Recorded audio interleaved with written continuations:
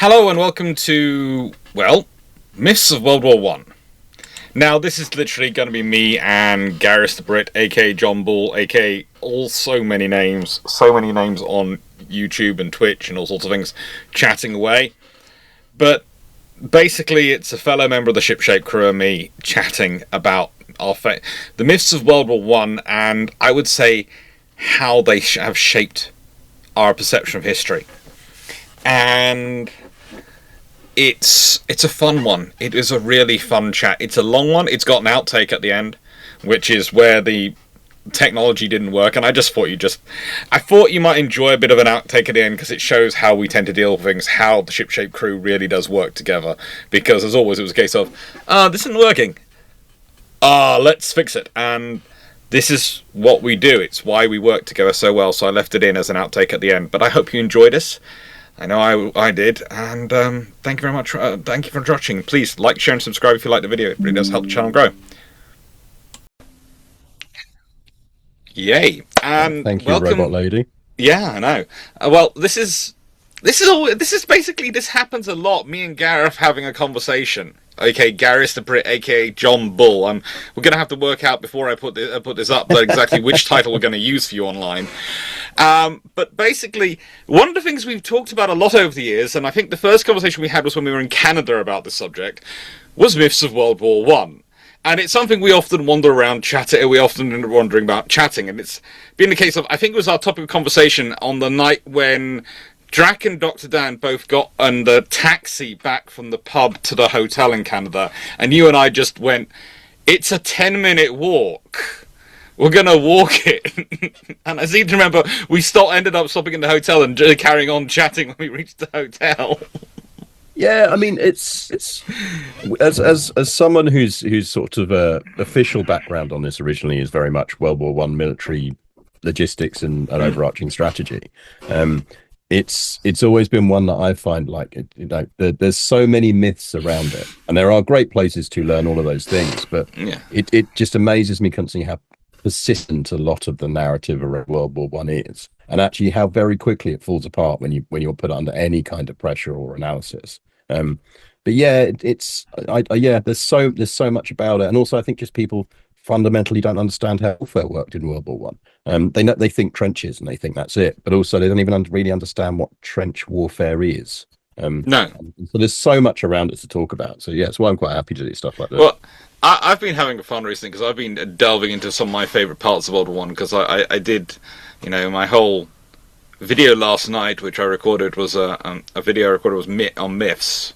On the top 5 inventions and bomb 5 inventions, and I did the whole armoured car thing. And the fact that the British reinvent the armoured car twice within the span of 20 years, with both the raw it's quite disturbing. We have a guy come up with it in 1899 who goes, "Here's an armoured car," and the British Army looks at it and goes, "We can't use that." And the cavalry regiments are going, "We'd really like that." The infantry are going, "No, we can't use it," so they don't get it. And then in World War One, the Royal Naval Air Service, "Oh, good Lord, Rupert has been shot down." He's in no man's land. What's going to happen to him? He'll be late for dinner. Jeeves, mount a machine gun on my Rolls Royce. Let's go get them.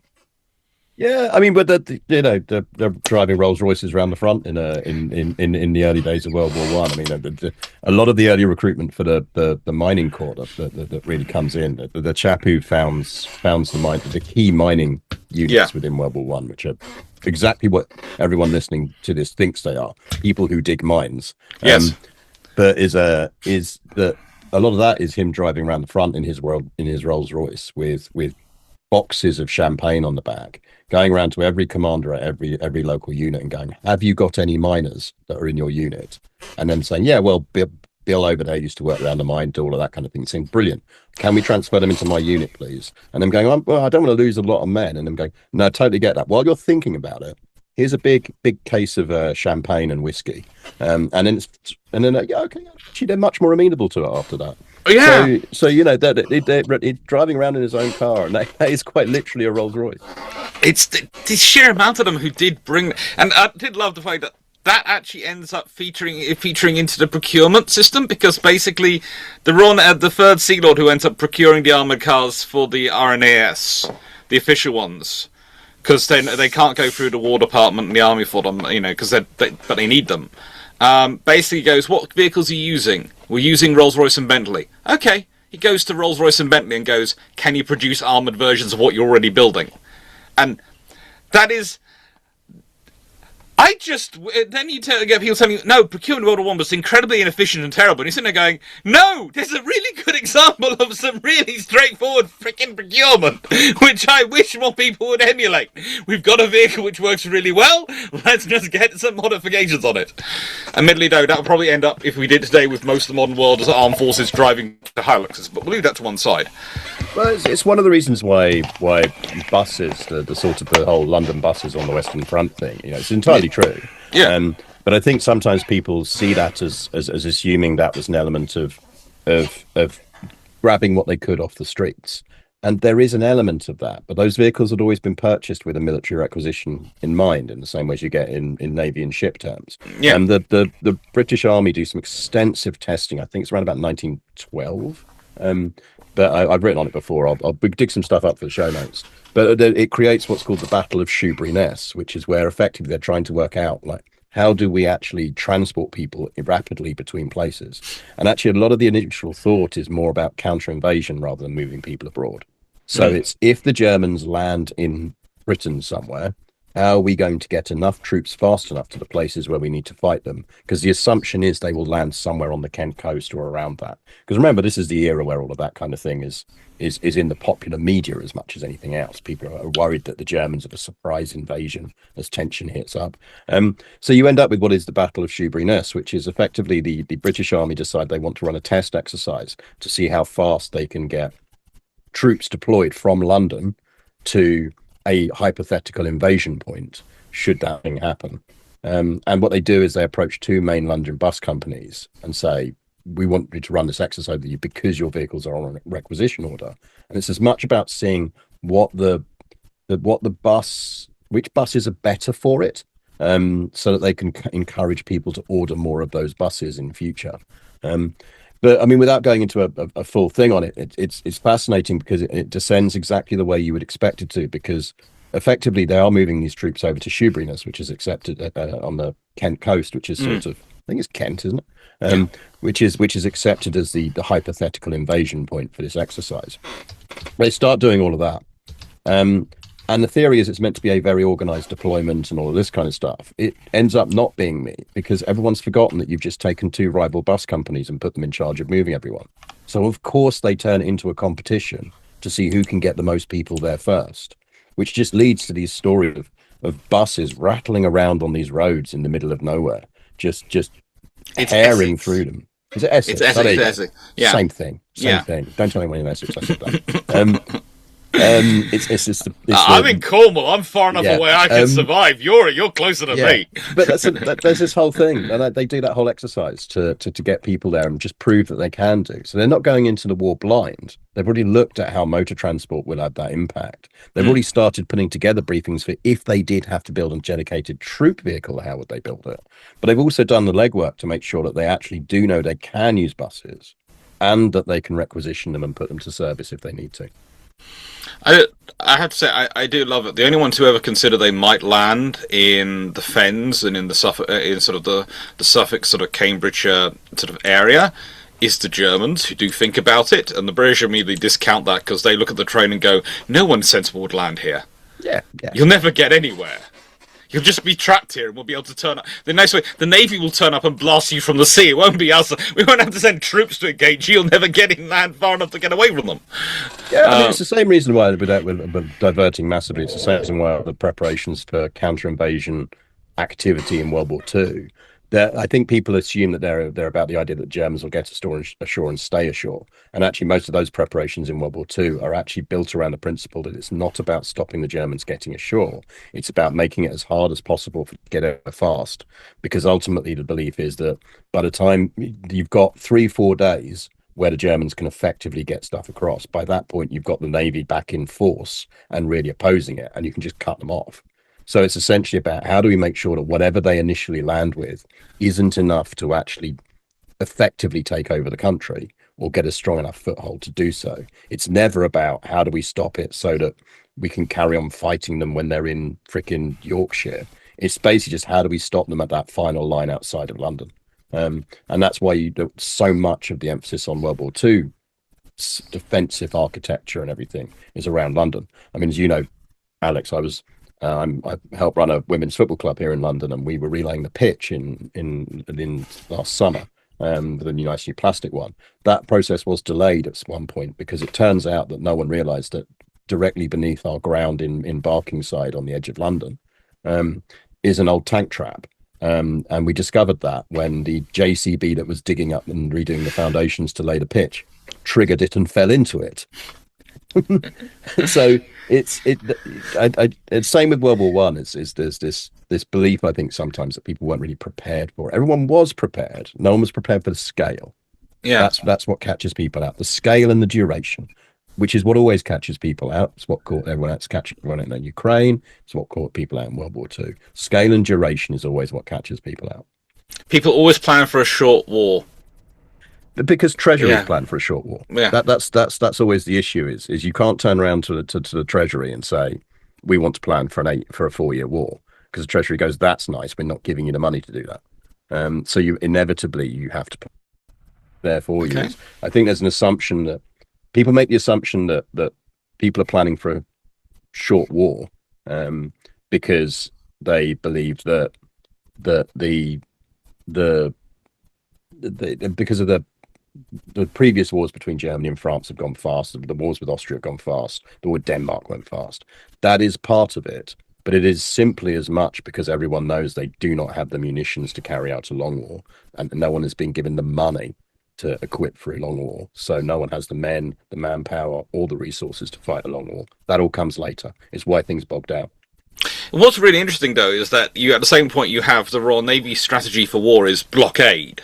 It might be distant blockade, but it's still blockade. And blockade is automatically the strategy of a long war. Yeah. Blockade doesn't work in 3-4 months. Blockade works in 3-4 years. Well, because Meisters, whilst the Navy likes to claim it didn't, the Navy's getting all the money. The Navy has more budget flexibility to plan for a longer war than any other armed service. So yeah, the Navy has the power and influence largely to be able to at least consider the concept and plan for it. In the way that certainly the British Army doesn't. Yeah, it's one of the really interesting things. The Navy has the more political power and clout when it comes to getting the funding. The Army has more political power and clout when it comes to actually directing the strategy of the war, especially in the beginning of the first few months. And it's a case of, to be honest, it is the staff structures, but it's also, to be honest, the Navy are just absolutely terrible at this point in terms of managing their political affairs, and actually because they've got so used to riding on that we're the senior service, we're the service that beat Napoleon, we're the service that did this, they didn't really think they needed to, whereas the Army turns up with, here you go, we've got 6 sheets of paper and briefing notes for all of you, and about a dozen generals sitting in the room. I think the other thing that it's worth people kind of understanding, I think, again, this doesn't generally come across in a lot of the regular coverage of the war. And part of that is because nations always view the history of things through our own window. Yeah. A lot of what we will talk on this call about today is British history, let's be honest. We'll talk about it through the British perspective. There's two things I think I always try and say to people that being a historian is about. And one of those is forgetting your national perspective. Or at least acknowledging that you're always looking at things through your own national perspective. You have to be aware of that, and you have to deal with that. And the second one is actually, which I'm sure we'll come on to at some point later, but is the concept of intent. That so often we talk about things and say, well, Germany did this, Britain did this.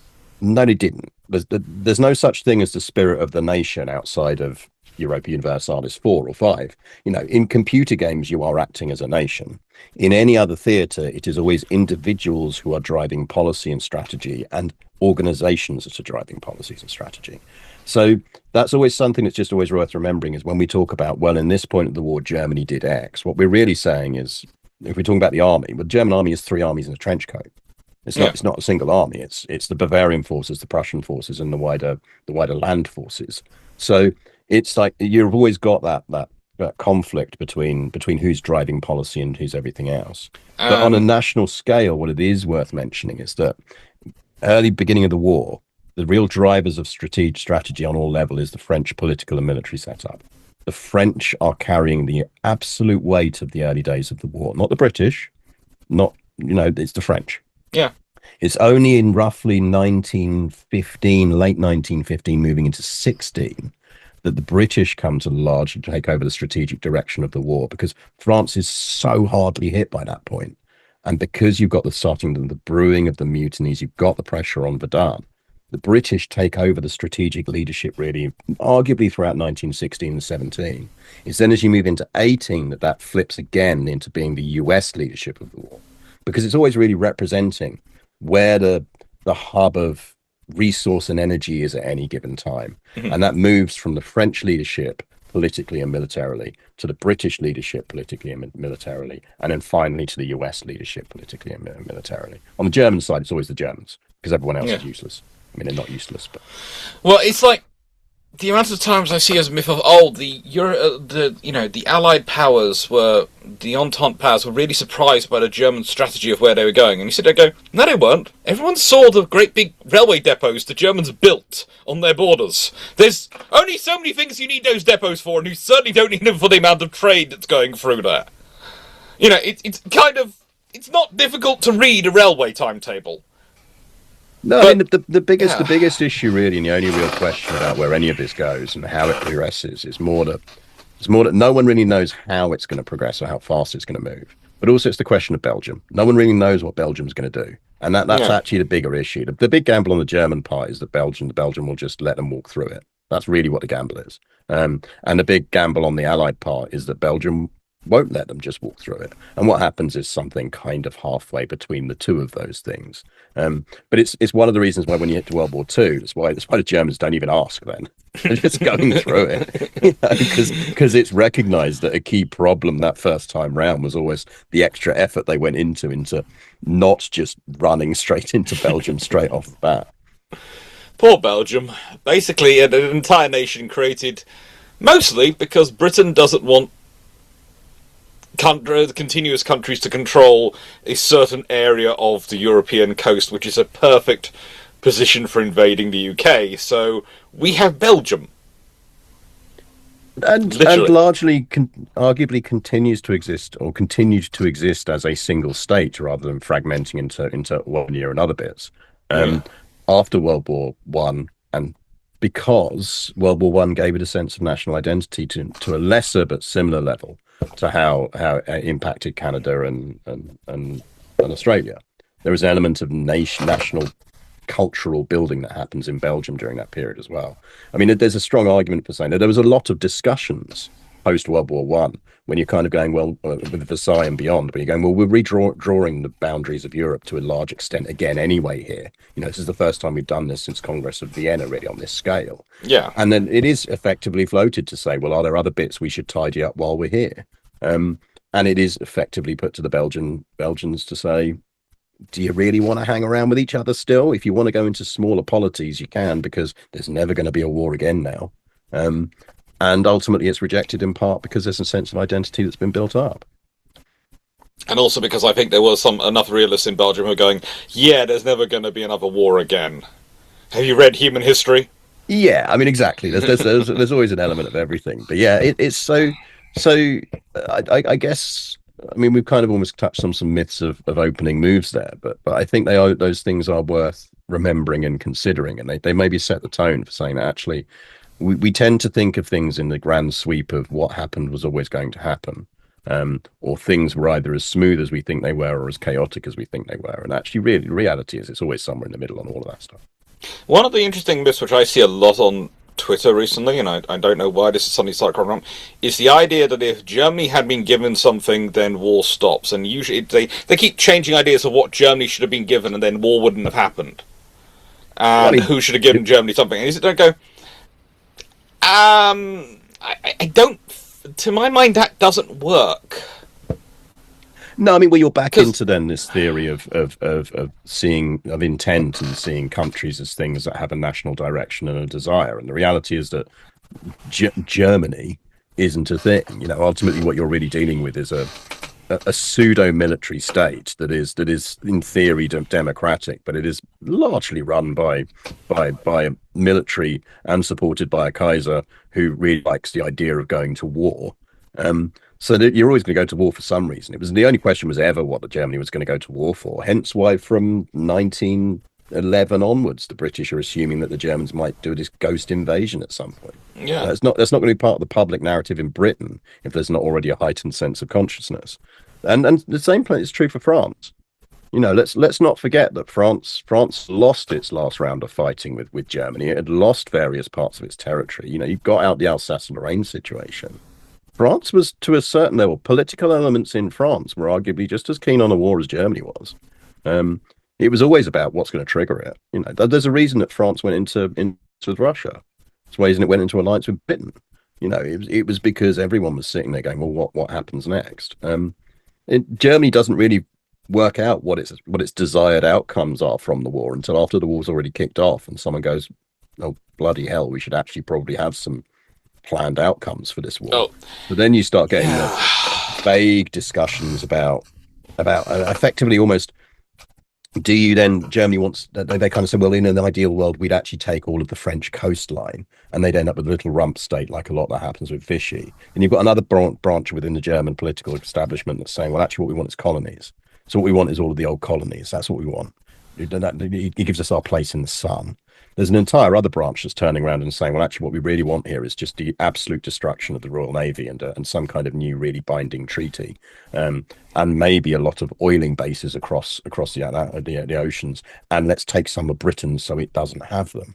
Like all of these are competing forces within the political establishment of what Germany wants out of the war. But it's never a war for explicit Lebensraum in the same way as you get in World War II. And even that was really as much a handy excuse for Germany for Hitler and the German establishment to kick off a war and avoid the economy overboiling. So, it's a very hindsight thing. It's as in the same way as it's just as equally hindsight to say that the war was inevitable because the moment Archduke Ferdinand was shot, it wasn't inevitable. No. It was likely. But it only happened. Those various clauses of all those treaties triggering to bring everyone in only triggered because everyone was perfectly happy for them to be triggered. And it's one of those things I try and explain to people sometimes. I sit and go, it doesn't have to start a war, but it can do.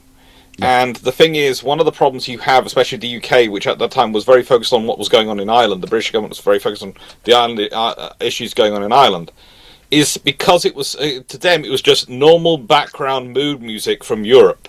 These events were nothing unusual. These threats, these things, they had happened so many times before, they really weren't taking notice. I did a whole video about that on my channel, the fact that, and the days leading up to war for the British government take notice of what's going on very late, and then they're reacting on the back foot. Because, honestly, they are too distracted by domestic, and it's what's going on. It's the normal stuff. It's, there's people in Europe making threats against each other. Oh, not again. We didn't have this last year. The biggest miscalculation the Germans make in World War I is exactly the same miscalculation they make in World War II, which is they miscalculate at which point Britain will enter the war. Mm-hmm. In both instances, there's an assumption that Britain will eventually enter the war unless it's done very quickly. In World War I, the assumption is more that Britain will dally enough that by the time Britain has finished dallying, particularly if Belgium just lets the Germans through, because remember, Britain's guarantee is as much a guarantee of Belgium at that point as it is a promise of coming in on the French side. And there is a promise there to come in on the French side. But the general expectation is that if Britain's slightly slow in realizing that and activating it, and there's not a lot of hunger at home for it, etc., that by that point the Germans can have done to the French what they did in the Franco-Prussian War, and they can just absolutely slap them down. So it's the miscalculation is are we going to have to get far enough before Britain actually properly notices? And that's not because the expectation is that Britain will be an instant changing factor that will stop people from winning the war. It's that it means that if the war does run long, the problem is you've got now is Britain's in it, and that means France has no reason to surrender. And you now also have all the resources Britain can draw into it, because that's the thing is, it's not just personnel; it's also resources, and Britain can draw resources from the world and can stop you drawing resources. So Britain then has, as it when it faced Napoleon, etc. It's able to draw resources and commercial capabilities from across the world, whereas you're just trapped in one area of fighting. Yeah. I mean, my favorite example of that, the one I always use, is jute. Jute is a thing that most people will not have heard of. It's a plant. It's very similar to hemp, and that gives you a clue as to what its purposes can be. The skin of it, the bark of it, is incredibly strong when you pull it apart and you put it in water and then you bind it together. And people will not have necessarily heard of jute. They will have heard of the primary output from it, which is hessian. So hessian bags, hessian sacks, used for everything that plastic does now, still used to this day for potatoes and everything else. All of that stuff is made from jute. And it's not just that. You've got ropes. Ropes are made from jute. All of these kind of things. All of this stuff is grown in India. And the primary source of jute globally in run up to World War One is India. The moment war kicks in, the production of jute and production of jute products, hessian products, needs to soar.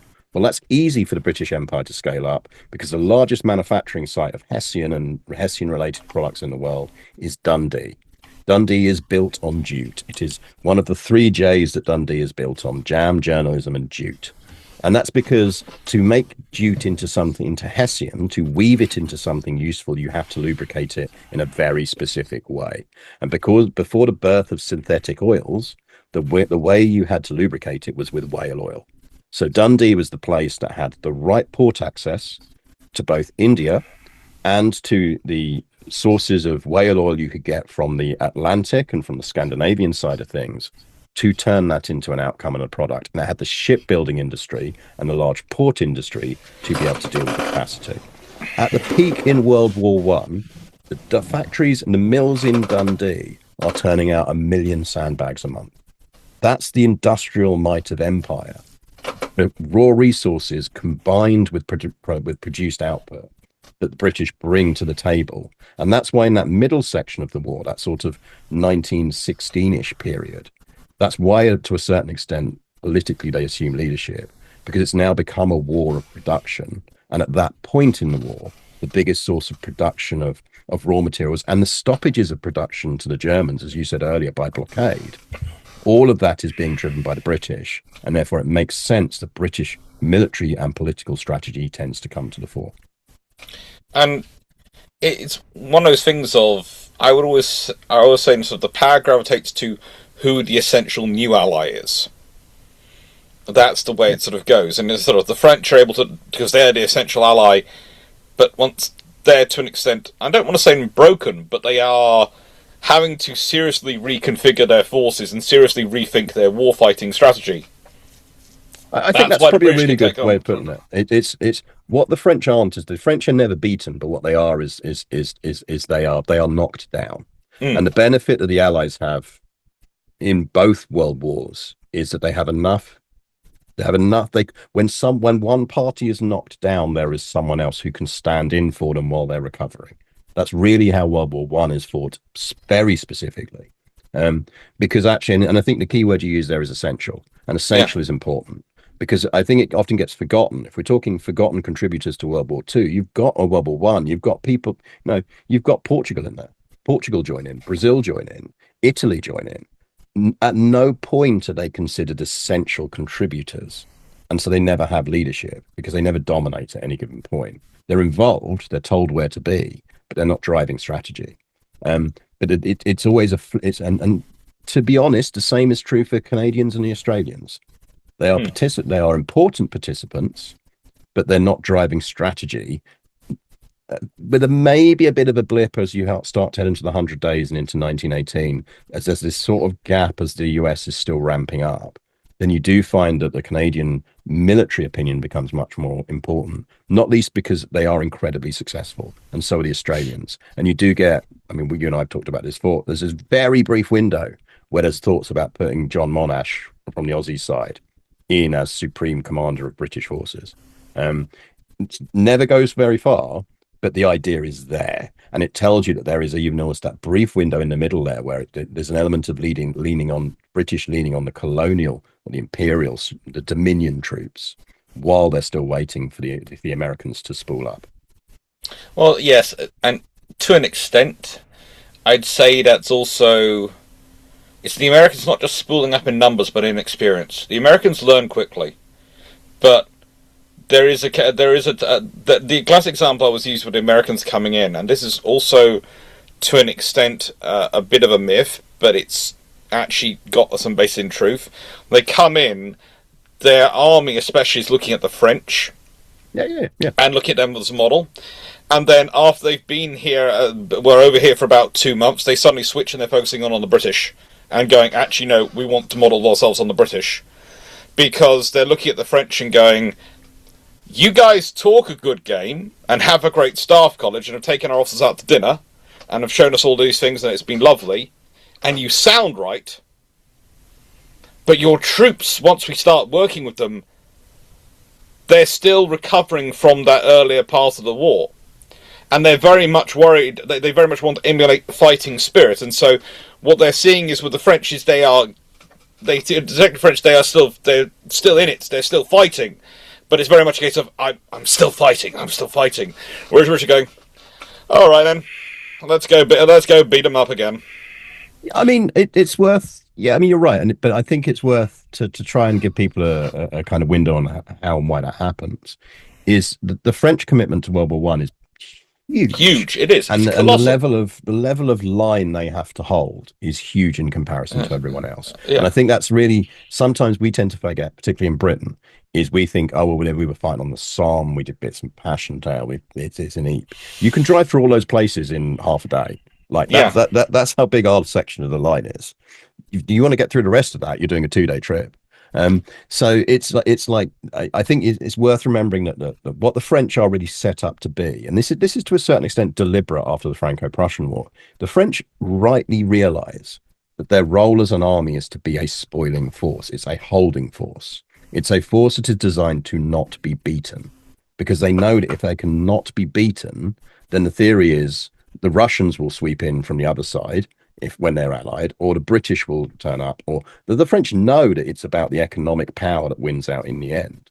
So France is configured as an army to be a holding force that can punch very hard, but when it does punch, it tends to be in almost a sort of grand battle plan kind of way. Mm-hmm. It's like we're doing a mass assault across an incredibly large front with an insane amount of artillery in a way that only France can do, because France is the military industrial heart of the Allies right up until summer 1918.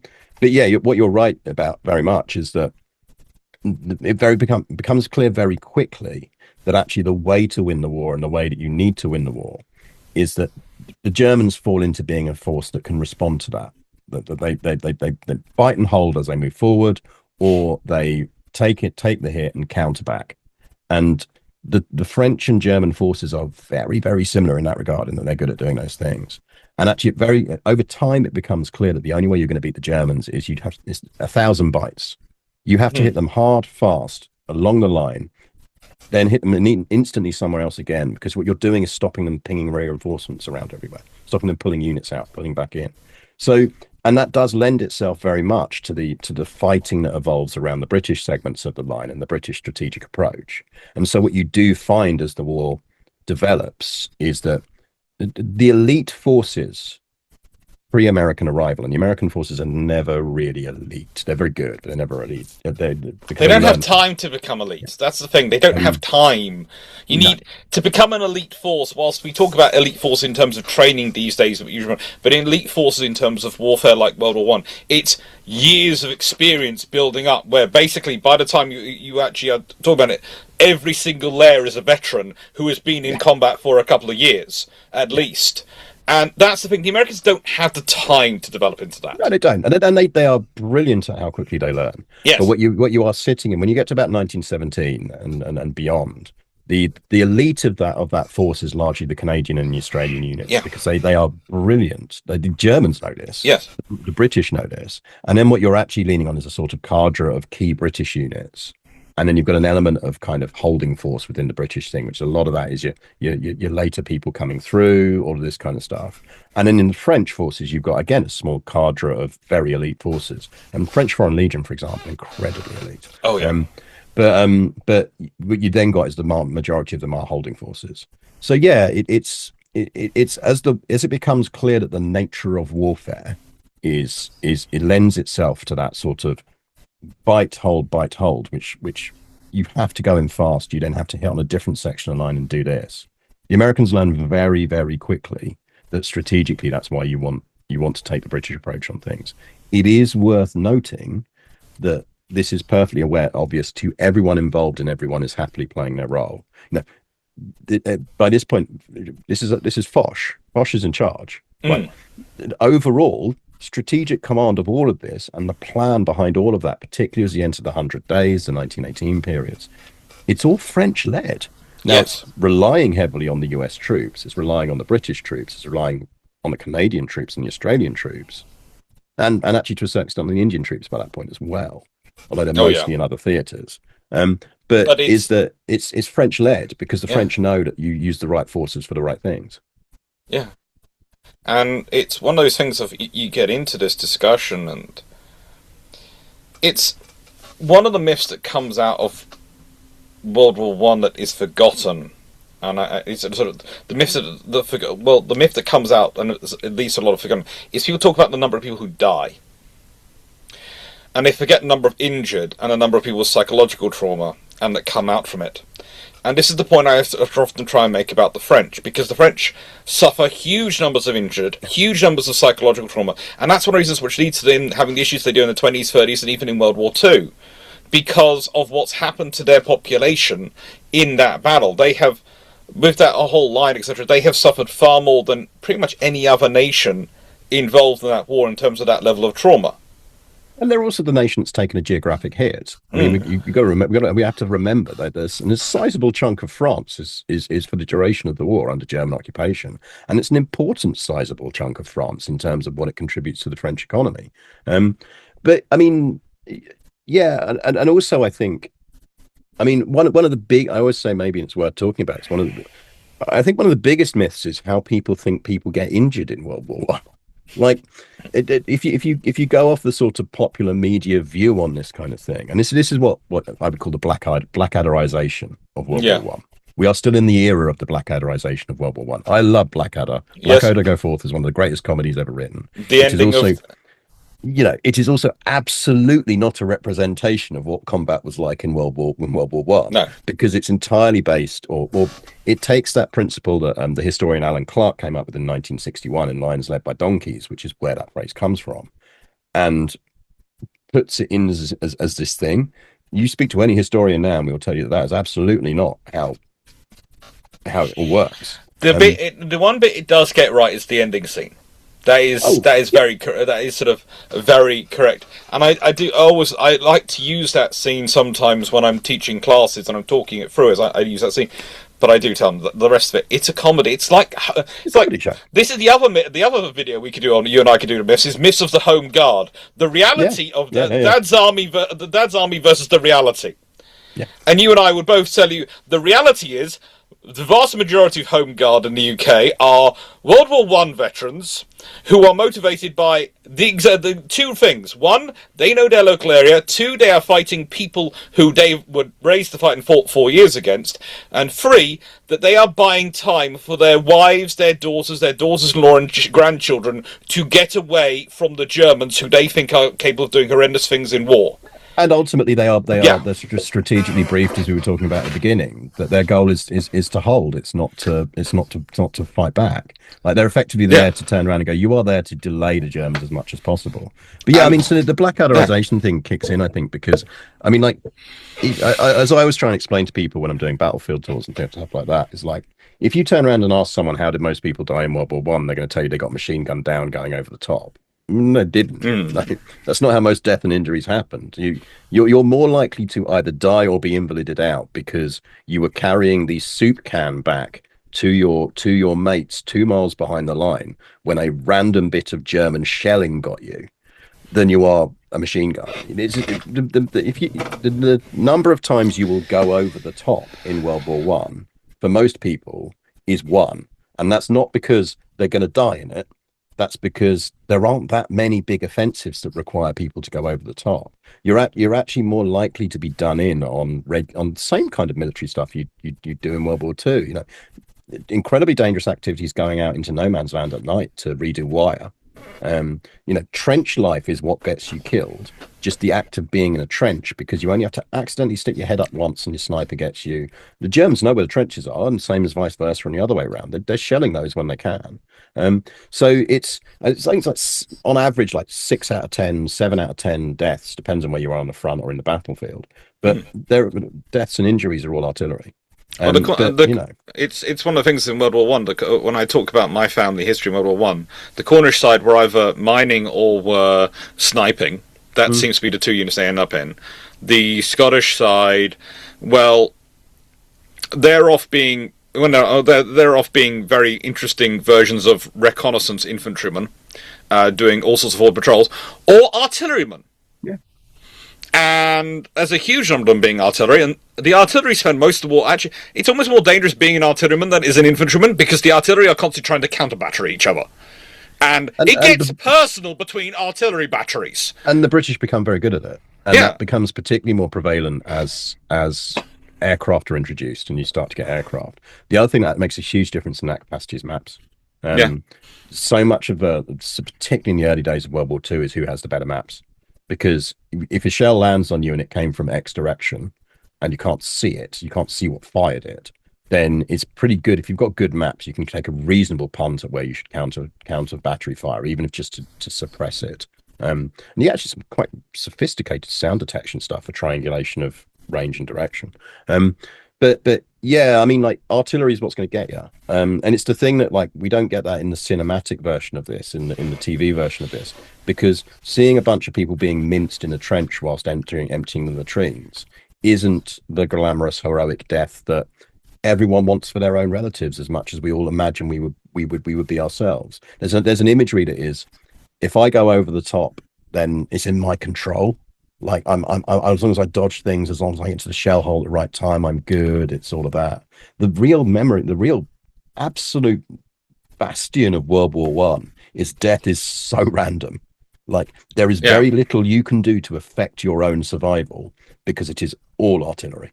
Well, isn't that what Drac always says whenever he's having these conversations? It's sort of, he likes wars. If he was going to fight in a war, he wants a war where its personal skill has a chance of changing your survival. Yeah. And the moment you get to World War One or even the Boer War to an extent, that's gone.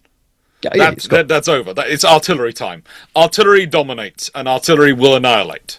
And it's artillery, and the machine gun does dominate. But even there, again, a common myth, I think, is a misunderstanding of how a machine gun actually controls the battlefield. And what you get, particularly in World War One, is it's not, as you'd see on TV, like someone behind a machine gun and they can see the rows of men coming at them and they're just sitting there swinging it, picking people off. That's not how a machine gunner works, particularly in World War One. What you're actually doing is triangulated sweeping fire. So what you do is you set up 3 machine guns. You have one on your left, one on your right, and you have one in the center. And actually, the moment an attack is underway and you're countering that attack, you will be moving your machine gun at a pre-decided rate along a pre-configured arc. You will probably even have 2 sticks at the end so that the barrel stops at the point where you know you need to start pinging it back, because very quickly you're going to stop being able to see anything. So actually, all you're doing is just for minutes at a time, just moving along that arc, because all you're doing is making sure that you're laying down a web of bullets that is overlapping with someone else's web of bullets, that is overlapping with a third web of bullets, to just create an absolute killing field. It doesn't matter if you're an infantryman. It's not how quickly you dodge between shell holes or am I moving around like this or anything like that. That's a wall of fire you're walking into. It's called the beaten field approach, isn't it? It's where they create a beaten area where, frankly, it's covered in shrapnel, it's covered in bullets, and that creates a wall of lead that going through is just not really viable, and that's why you need the artillery, and you develop all the artillery operations of the curtain fire and all these things to try and protect and cover for it. And that's what the whole thing is for. The shell wall, the curtain.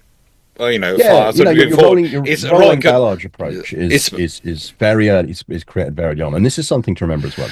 What people are doing throughout this war, on all levels. Oh, hang on, that's my door. Back in a second. Don't. All levels. is learning. They really are. Well, I can carry on. Hello! Oh! One of the lesser spotted kitty cats is there. Hello! You know, you're better than my dog. My dog would not be quiet at this point if someone came to the door. They'd be going to the door. Yes. Yes. You're on... Instead of your very fancy bed, you're on the carpet. Again, that is very much like my dog. Christmas season, so parcels everywhere. Don't worry, I was chatting with the cat. Yeah. So yeah, I mean, rolling barrages. I mean, yeah. I think there's another myth is people assume that no one was trying to change. Everyone was just sending people into waves of death at all times. Absolutely not the case. Literally within the first month of the war, everyone knows it's changing. Everyone can see how it's changing. What begins then is 4 years of trying to work out how to overcome those new problems that the changes have created. And one of those early ones, as you say, is the principle of a rolling barrage. If you know that there's going to be people machine gunning your people down, trying to keep their heads down, doing all of this, then actually your goal is not to destroy the enemy, because you can't. The artillery isn't good enough at that point. It's what you can do is suppress them. You want to keep the enemy to keep their heads down so that they're not out on that parapet with that machine gun, creating that killing field, so that your guys can get a lot across before they get out of their trenches. So it's keep the barrage going as long as possible. Move to rolling barrages where you move them forward by one trench line, then to the trench line behind, then to the trench line behind, to try and create those suppression zones that allow people to move up without getting killed. That's the entire principle that is operating throughout middle of 1914 onwards, or middle of the war in 1914 onwards, and well into 1915. You know, that's the principle people are operating on.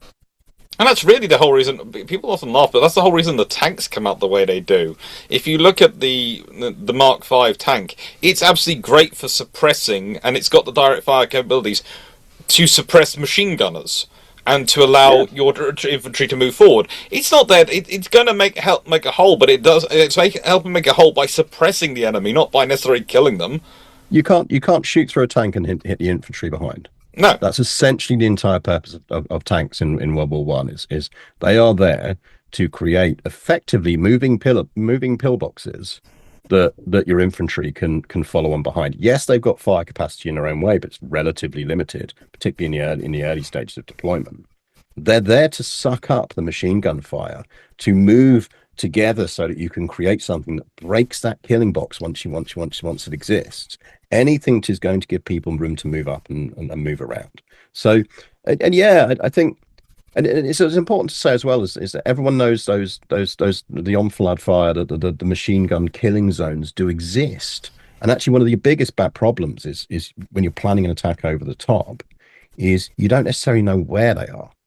So much of it is going, well, actually, we have to make assumptions about where we think are going to be the zones of absolute suppression and where they aren't.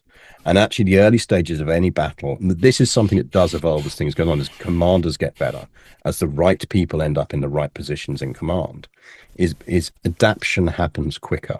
So rather than moving with the traditional approach of this attack over here is our diversion, this attack over here is our real one, it becomes more of a split, more of a, we're going to put in an attack on 3 points on this front, and we'll see which one gets through, and that is the one we're rapidly going to reinforce. Like, that's a strategic change on 100 years of military history, if not more. And I'd say the other part, just quickly to point to my favourite naval myth of World War One, is that it's submarines and torpedoes that are doing the damage at sea and doing the great in the submarine war, and it's actually submarines laying mines. And this is what leads to mines and deck guns. Yeah, and this is what leads to one of the problems at the beginning of World War II, because the Royal Navy is expecting the Germans to go in mines again, because they were so blooming dangerous the last time, and then they suddenly go, oh no, we're going to use torpedoes, and the Royal Navy's going, why are you going for the inefficient methodology? Your mines were so freaking dangerous last time! Yeah, I mean, I forget whether it's... I think it is Otto Kretschmer who's the most successful U-boat commander in World War One. There's your myths around him. If you turn around to that, and as you say there, people are going to assume that means he was doing a lot of torpedoing, and they're going to assume he was operating in the North Sea and Atlantic. spent the vast majority of the operational time in the Mediterranean, Yeah. and he used deck guns. Yes. That's entire, like, that's where they, because they can get past Gibraltar. And that's And where if the you can crew. get past Gibraltar, why not deal with all of the why not target all the shipping in there when it's coming through Yeah. the Suez Canal? Don't wait for it to be in range of bloody Britain. Like, why would you do that? You end up dealing. That's where, of course, the Japanese come in, and that's the fun thing about. People ask me what the Japanese do in World War One. I go, well, Yeah, they take German colonies in the Far East, and they also are very helpful in terms of patrolling for submarines in the Mediterranean, yeah, and yeah, yeah. that's where they get the World War One ASW experience, hunting submarines and doing it quite effectively in the Mediterranean. Doing it incredibly effectively, and I think and again, it's a symbol of that. It's a global war. It's all about. I mean, I'm just looking it up now. I'm pretty certain I'm right and correct. I'm pretty certain Wolfgang Luth, who's the second, does the same thing. Um, Yeah, but yeah, like it, there's a real the technology changes so fast in World War One. I think that's the biggest myth as well. I mean, one of the big myths. I think even people just don't even think about how rapid the pace of technological changes to go from what 1903, 1906, when the Wright brothers are pushing their bit of canvas around, to Zeppelin raids over London, to effective fighter cover and air control being an actual thing by the end of the World War One. No, that's less than 14 years. Like yeah. the level of progress is huge. I mean, one of my favorite stats ever is that one of the Wright brothers is technically certified to fly on a Constellation jet airliner. Like, that's how short that duration of development is by World War One and by World War Two to get from no flight at all to jet powered vehicles. And then we sit there and look back in hindsight and go, well, why was their air strategy so crap? Because no one even knew they had to have one at that No, point. You know, it's it's one of the fun things. It's what the navies are doing in North Sea because I get this is the fun thing again. People pick out the battles, and it's kind of like with World War or with the Western Front. They pick out the times when they go to the front and go, "That must be, that's what they're doing." Or if they're not doing the battle, if they're not doing that, they're not doing anything. And you sort of go, "No, Navy's doing a lot. Patrolling, all these things have to be done because you never know when the other side's going to do something. You never know." The German High Seas Fleet is always worrying when the British are going to raid them next because they know the British have a raiding strategy. They know the Royal Navy, and the Royal Navy does like to turn up and raid. They like to do seaplane raids on Cuxhaven and all sorts of fun things. They're always trying to come up with some other way of tormenting the Germans sitting in harbour to make them come out of harbour.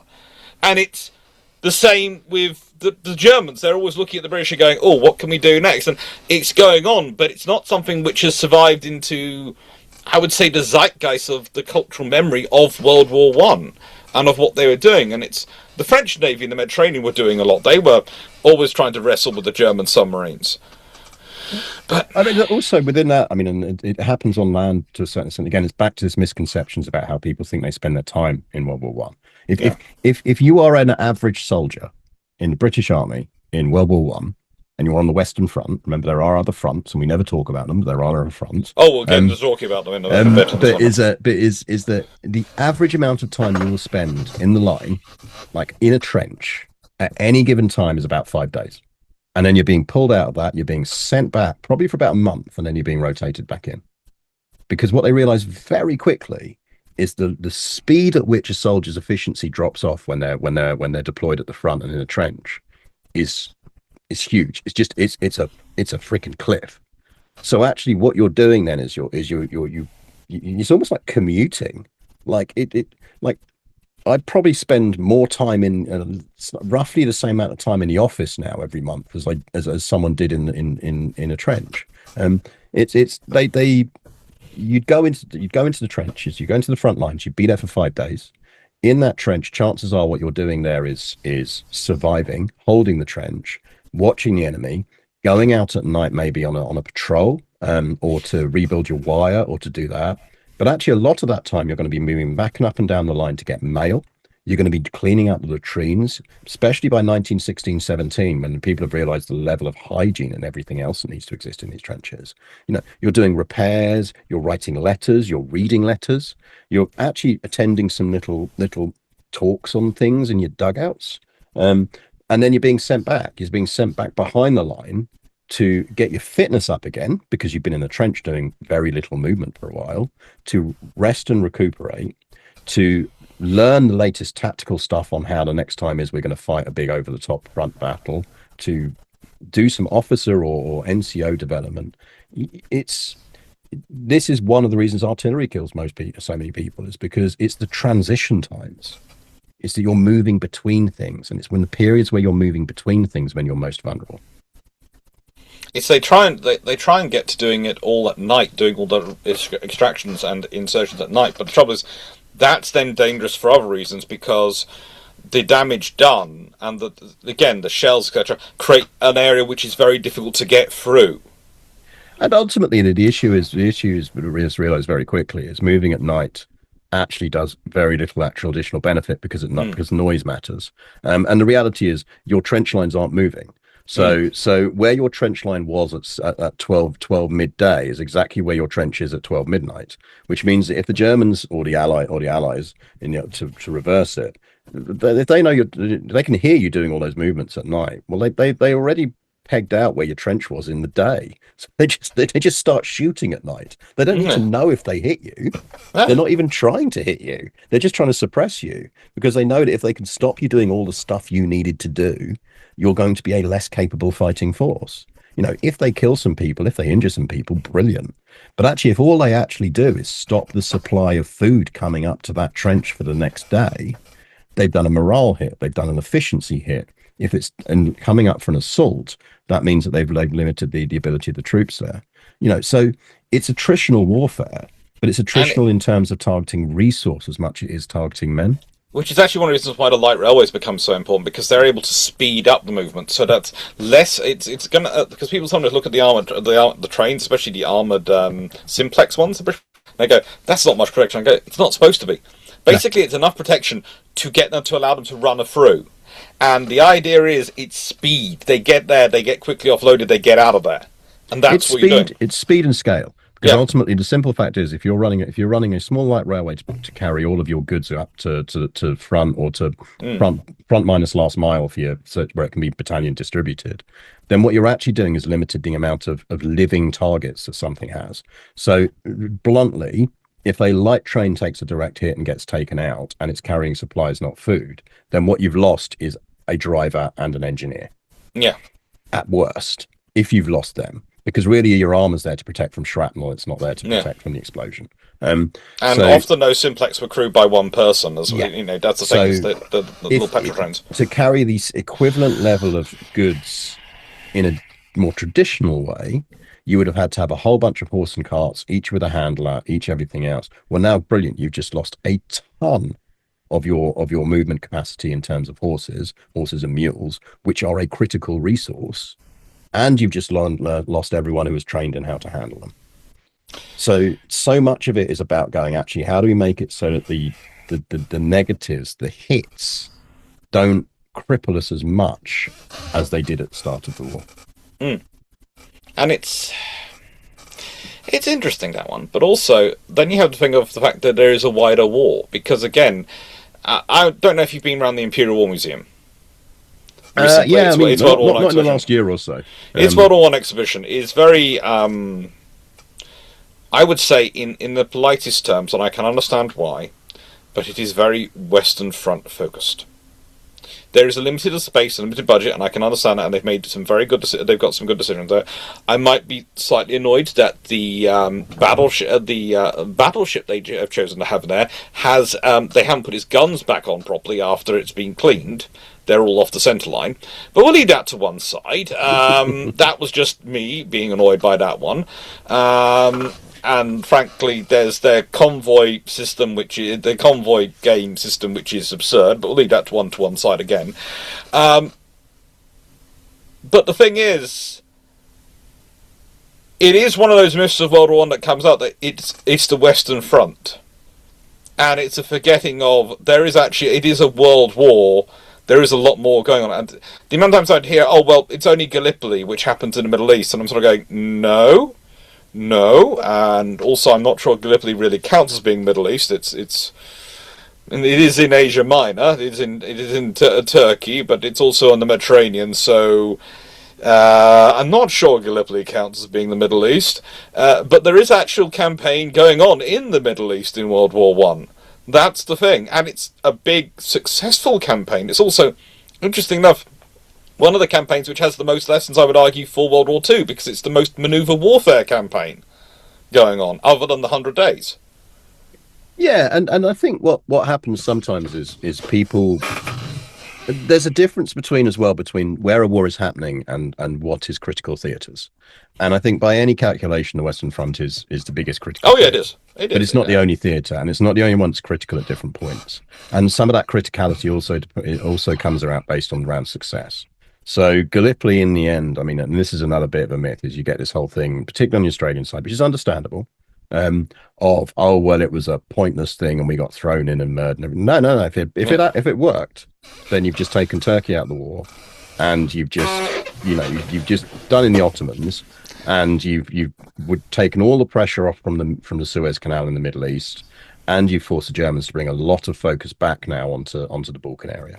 And So, you were able to resupply the Russians. and you can resupply the Russians. Yeah. And part of that ability to resupply the Russians, which everyone forgets, is it comes back the other way as well, which is you need access to the Baku oil fields. And the only way you're getting access to the Baku oil fields is if you go through the Dardanelles. You can't get that stuff over land anymore.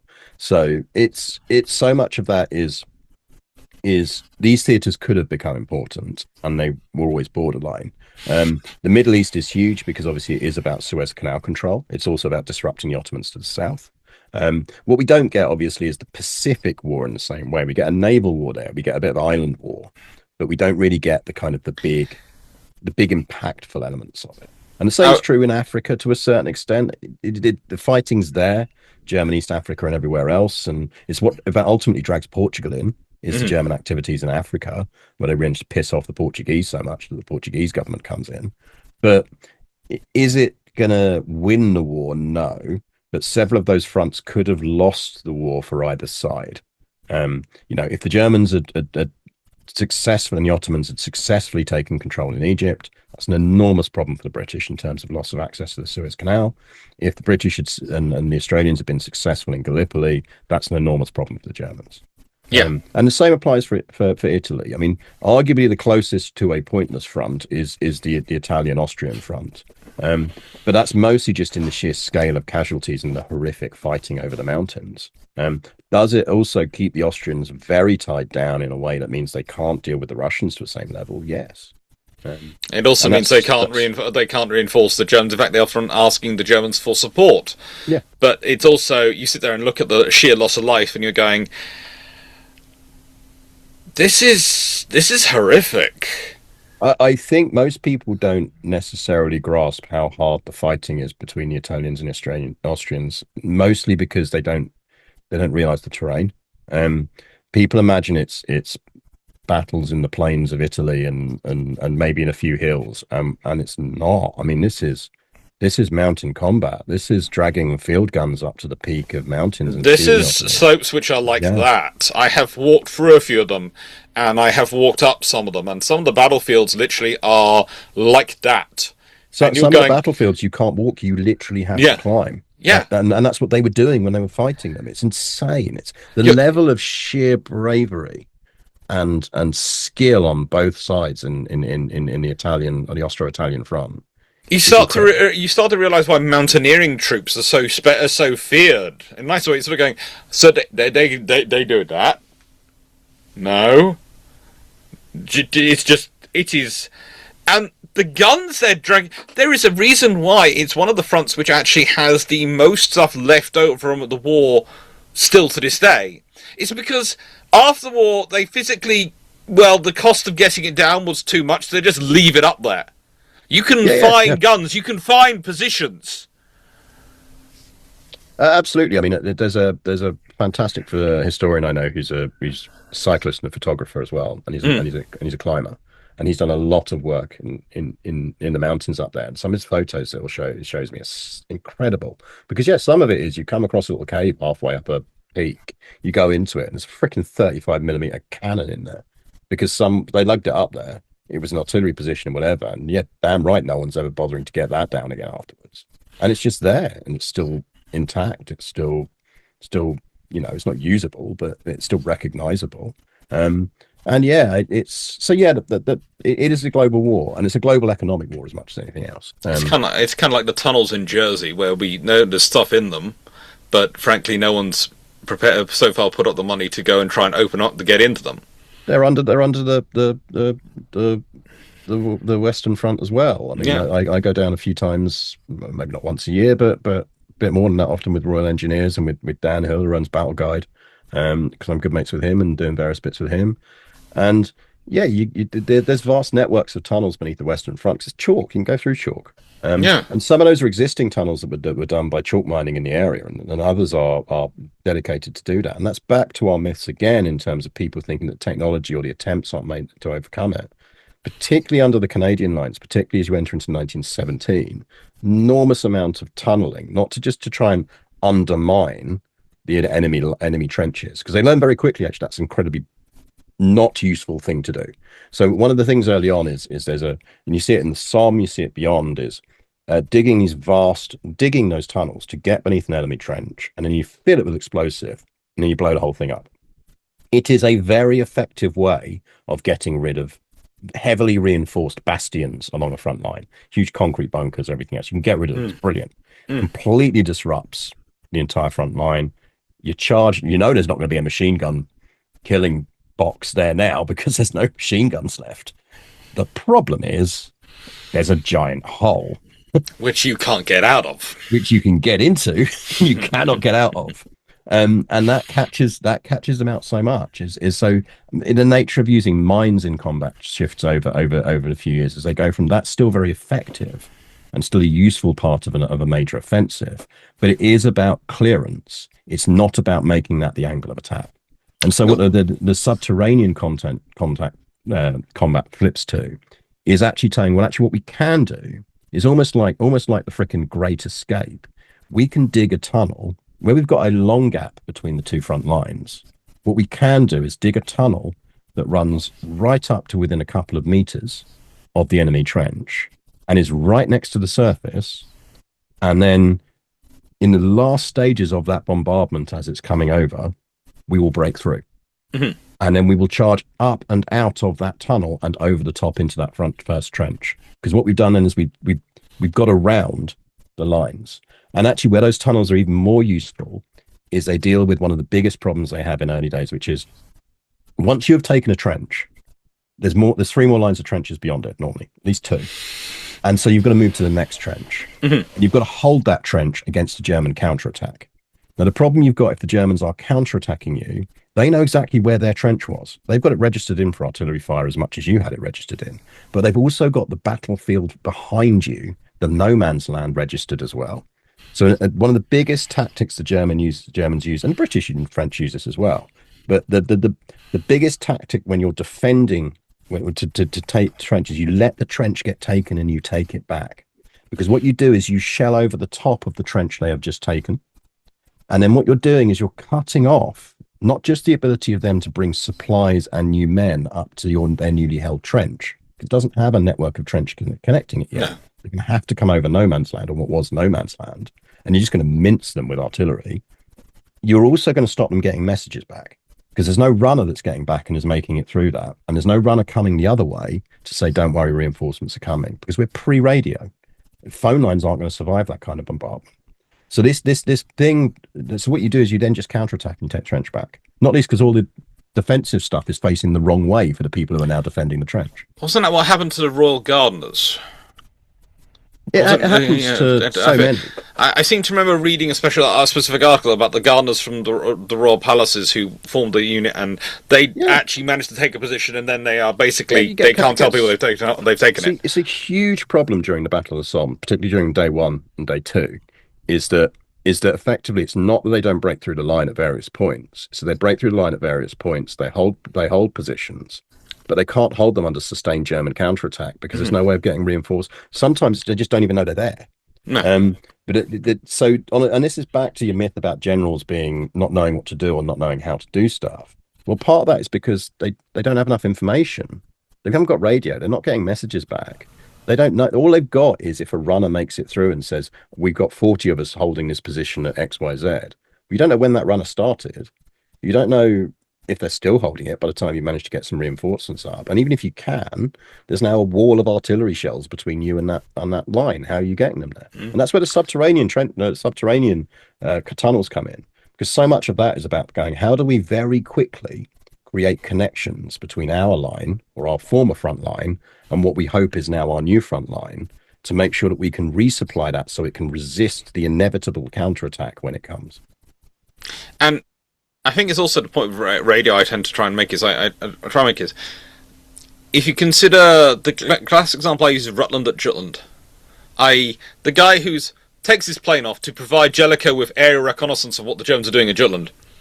His radio's not working, so he lands his plane on the sea in the middle of the battle and tries to do maintenance on his own radio to fix his radio, because that's the only way he's going to get it to work, and he can't get it to work, and then he takes off again and has to be picked up and all sorts of things. You sit there and go, radio was not as reliable as we think about it, and the sets which were reliable are massive. There's ship sets are reliable, mostly because ships usually carry multiple sets and have huge aerials, but even then, they get shot apart.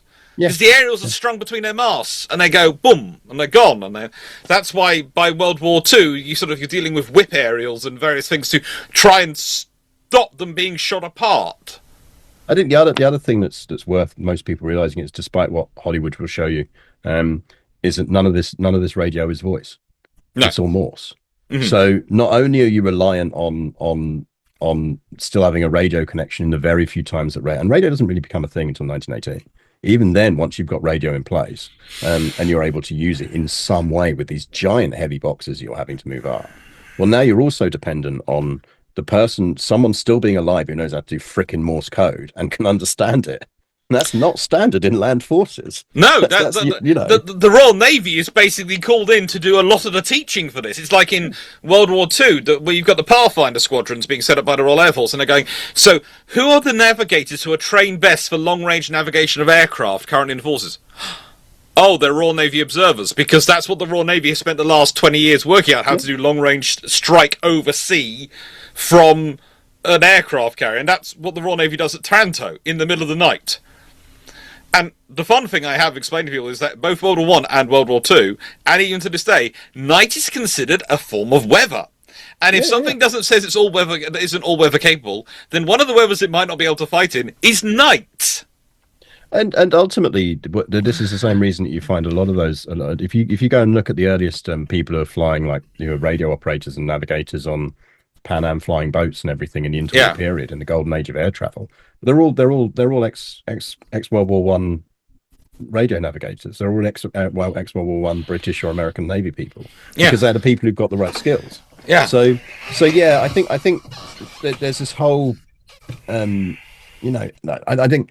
And I don't think people realize the nature of even just some of these tunnels we're talking about. I mean, I tell you what, if you turn on screen share, I'll just do some quick ones. I've got some queued up here for you, because and this will be stuff that people haven't seen before. Screen share should be working. You should be able to give this a go. I know, I think I can send a request. Yep, you're allowed. It should be allowed. Let's ping this up. So let's open that. So just so people can get a feel for what we're talking about in some of these territories. So you should have that up on your screen now. It'd just be your classic window. That tunnel there is beneath the Canadian section of the front, and these are the type of tunnels you're looking at. These are vast spaces that are being carved out beneath the trenches to move between things, to do things, and they're all still there. And actually, a lot of them we've got to clear for gas. We've got to clear for shells before you can go down there and go through them. Like that's the level. These places exist beneath the front, and people are moving through, and they're also being used behind the front as places for troops to billet, because then you're out of the artillery shells. So you imagine you're a young Canadian troop and you're coming down. You've just arrived, and that's the thing you're being sent down. So I think it's just worth flagging to people to just say that that's the kind of thing that we're dealing with. And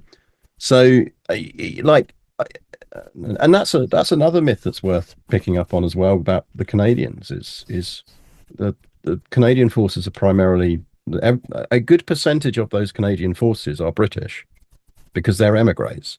They're people who emigrated recently to Canada, and they came back. They come back to fight for Britain, but they come back to fight as Canadians, and Yeah. that's why the Canadian identity is so strongly formed in World War One.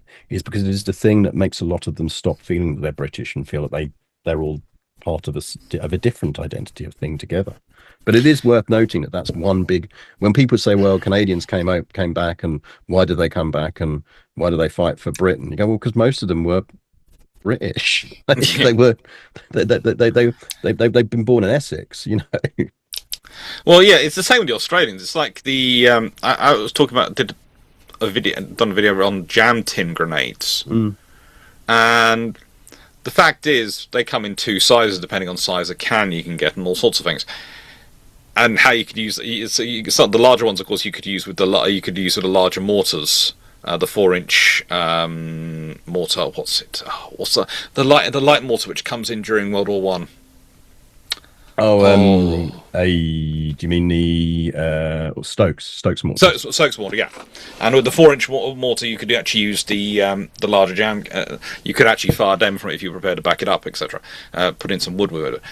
And the discussion I was planning and talking through was, is this Australian or is this British? And the thing is, the people involved are mostly British expats who are now working Australian. So it's debate as to whether it's an Australian invention or a British invention, especially as when it's invented, they're operating mostly in a British battle space. Yeah. And you sit there and go, well, I put it on the British inventions, because it was probably invented in one of those dugouts, in one of those, billet spots beneath the ground. But it's a really interesting scenario to get into, and of course, because it's one of those things which is invented in the field, no one really knows exactly who developed it first. We have an idea, we know which unit it came up with, and if you look at that unit, it's majoritively first generation emigres. So yeah, but. I think identity is a lot fuzzier within the Commonwealth forces in World War One than a lot of people realise. There are some clearer demarcations. So when you get the elements of the British Indian Army involved, that there's a lot more distinction there. You get a similar thing with the French tirailleurs. It's so that. There's a lot of questions early on with the Australian contingent as to whether they should all have British officers. It's exactly the same question you get about the British Indian forces. And there is an element of racism that plays into that, but there's also an element of going, well, actually, we should give them British officers because British officers know what they're doing, and that the Australians don't. And there's a significant amount of British officers who know no more about what they're doing than the Australians would do, and that's very rapidly proved. But there is a principle behind it. I think you find that with a lot of myths about World War One, is people hear the story or they hear the end result and they go, that sounds really harsh and cruel, and they don't realize that actually the logic that gets it to there is actually very good. So the classic one on that's parachutes. And you talk to someone at Royal Flying Corps in World War One, and they go, they weren't allowed to carry parachutes because that would have encouraged them to not hang around and fight, and that's one reason why so many of them die. No, it's not. Now, was that actually a rule for a good chunk of time? Yes. But did the pilots want parachutes? No, because you're not talking a little thing you can stick on your back. This is a thing that is strapped to the side of your plane, a plane that is made out of wood and canvas that you are actively cutting bits off of to make it as light as possible so that you can get that extra tiny bit of performance out of it as a pilot. You're getting the ground crews to cut various cables and everything else back to the minimum because just for that moment of extra support. And to be able to use that parachute, you've got to climb out of the plane onto the wing, attach yourself to it, and effectively jump off the wing. And the hope is that as you fall, the one part of the parachute or the parachute release stays attached to the plane, and then the parachute detaches. That's an intelligent, like the situations where you are going to be in the position where that is an effective way of getting down in a World War One fighter is all the same situations where you might as well just try and land the freaking thing because you're not going to be able to do it in a spin. That's the thing. Most of the World War One fighter aircraft can glide. They can They can glide glide. quite a distance. They are basically gliders, powered gliders. Most of World War And One, a lot of the World War moment they aircraft. can't, the moment they can't glide, you are no longer in a position where it is easy for you to climb out gently onto the wing and get put on a parachute and jump off of it. No, So was it a rule? We're not going to carry parachutes. Did someone, back to intent, back to what we're talking about intent? Did someone do some freaking memos talking about how we would only encourage them to get out of the plane anyway? Absolutely. We got documented records of that. Was that the primary and only driver for that situation, and were people unhappy with it on the ground? No. Everyone no. was perfectly fine with that policy. Well, it's like the whole myths about battleship admirals when it gets to World War II, and I know this isn't our sort of topic, but it's the kind of case of, yes, you can find an admiral who is often a retired admiral in the 1930s who's telling you battleships are the only way. But then you go look at the serving admirals, and they're all going, we're procuring carriers as well as battleships. And actually, when you look at it in 1939, the British are buying as many aircraft carriers as they're buying battleships at the same time. They're procuring them at the same 50-50. And that makes perfect sense at the time, because the battleship is something they know kills, and the carrier is something they think is going to kill, but hasn't yet arrived yet as a capability. And that's something which comes during World War II. The carrier proves itself. But in your British Empire, you don't take the risk of going, well, this thing is going to work, so we won't build this thing. No, you build both. Because you're not stupid. You're not risking the entire empire on a punt. Because if it turns out you're wrong, you've lost a lot of people. Whereas if you invest in both... I mean, one thing I find fascinating is and it's slightly undercovered, I think. It probably needs a bit deeper dive into it than anyone's ever done it. Is just as a continuing that slight diversion, is the role that the search for Amelia Earhart plays in defining and identifying the role that the aircraft carriers can play in terms of search and rescue, and in terms of area domination and scouting, because essentially the FDR, she's mates with FDR and Eleanor. The US Navy are on the scene sharpish with I think it's the Lexington. It's one of the early characters. It's one of Lexington's, definitely. Yeah, I think it is Lexington. I think it might be Lexington herself. Yeah. And they're doing fighter sweeps over the whole thing, trying to work out where she is. So it is like there's traffic back and forth on that, going, actually, well, we've just this is the first time, or one of the first times, we've actually been able to genuinely do this with a carrier, because no one's going to tell us we don't have the money to do it. And we've learned some lessons on how you should effectively sweep an area to search for things. But we could talk about leadership in World War One is another myth, Oh yeah, that's always a fun one. The amount of stuff, but also part of that comes out of post World War One, where the politicians are trying to shift blame, a hefty amount of it. Yeah, I mean, the reality is that there are various commanders throughout the war who aren't necessarily great. The reality is mostly that they are not necessarily great because they fail. They don't successfully find ways to adapt to, as we've talked about, a changing definition of war. What's not true is that they're kept around. By the time you get to 1917, if you look at that top four in British Army or in any of the armies, any of the major European armies, what you're seeing is people who should be in those jobs, by and large. There's going to be a few political appointments. There's going to be a few people in there who somehow managed to cling on. But 90% of those people at those levels are going to be the right people to be in those positions. And that continues right through to the end of the war after that.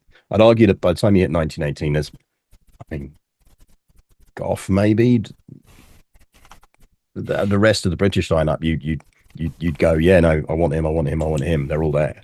And I think that's back to one of those things where I think it's exactly as you say. I mean, so much of this, particularly Haig's reputation. Haig's reputation is enormously damaged by Lloyd George, who can't stand him. They can't stand each other. And it's notable. I always turn around to people and say, who do you think was the first person to stop really criticizing Haig post-war? And the answer is Lloyd George. When does he do it? Well, he does it in 1932 when he publishes his autobiography. Who's died 4 years before? Douglas Haig. Because Lloyd George isn't stupid. He waits until Haig's dead before he turns around and starts slandering the man. But so much of that is defined from that. And that then leads into eventually our Lions Led by Donkeys thing and everything else. Because that Blackadderization. But in reality, by the time you hit arguably post SOM, because the SOM is the bit where everyone tries some new stuff they think is going to work, and it absolutely does not. And that's where they have to learn a lot of lessons again very quickly. Haig's flaw is really that he's an eternal optimist. He doesn't really understand sunk cost. So he will always go. Well, if we can just push on a bit more, we've lost so many men. We'll grab that next bit. And actually, what he's not good at is going, yeah, that's just stop now. It always takes him just that little bit longer to do that than you could argue in hindsight is right. Well, that's because he sees the Germans early in the war lose something which he feels they could have won because they don't press on, and so for the rest of the war he is always pressing on, and you sit there and go, this is going to sound strange. Have you ever seen Frieren no Frieren? No. The anime with the elf wizard girl. Yeah, I know. Yeah. Well, there's a running meme of her that she always tries to go into the chests in dungeons, and always, doesn't believe they are actually they are actually something which is faking it, that they are actually a real treasure chest.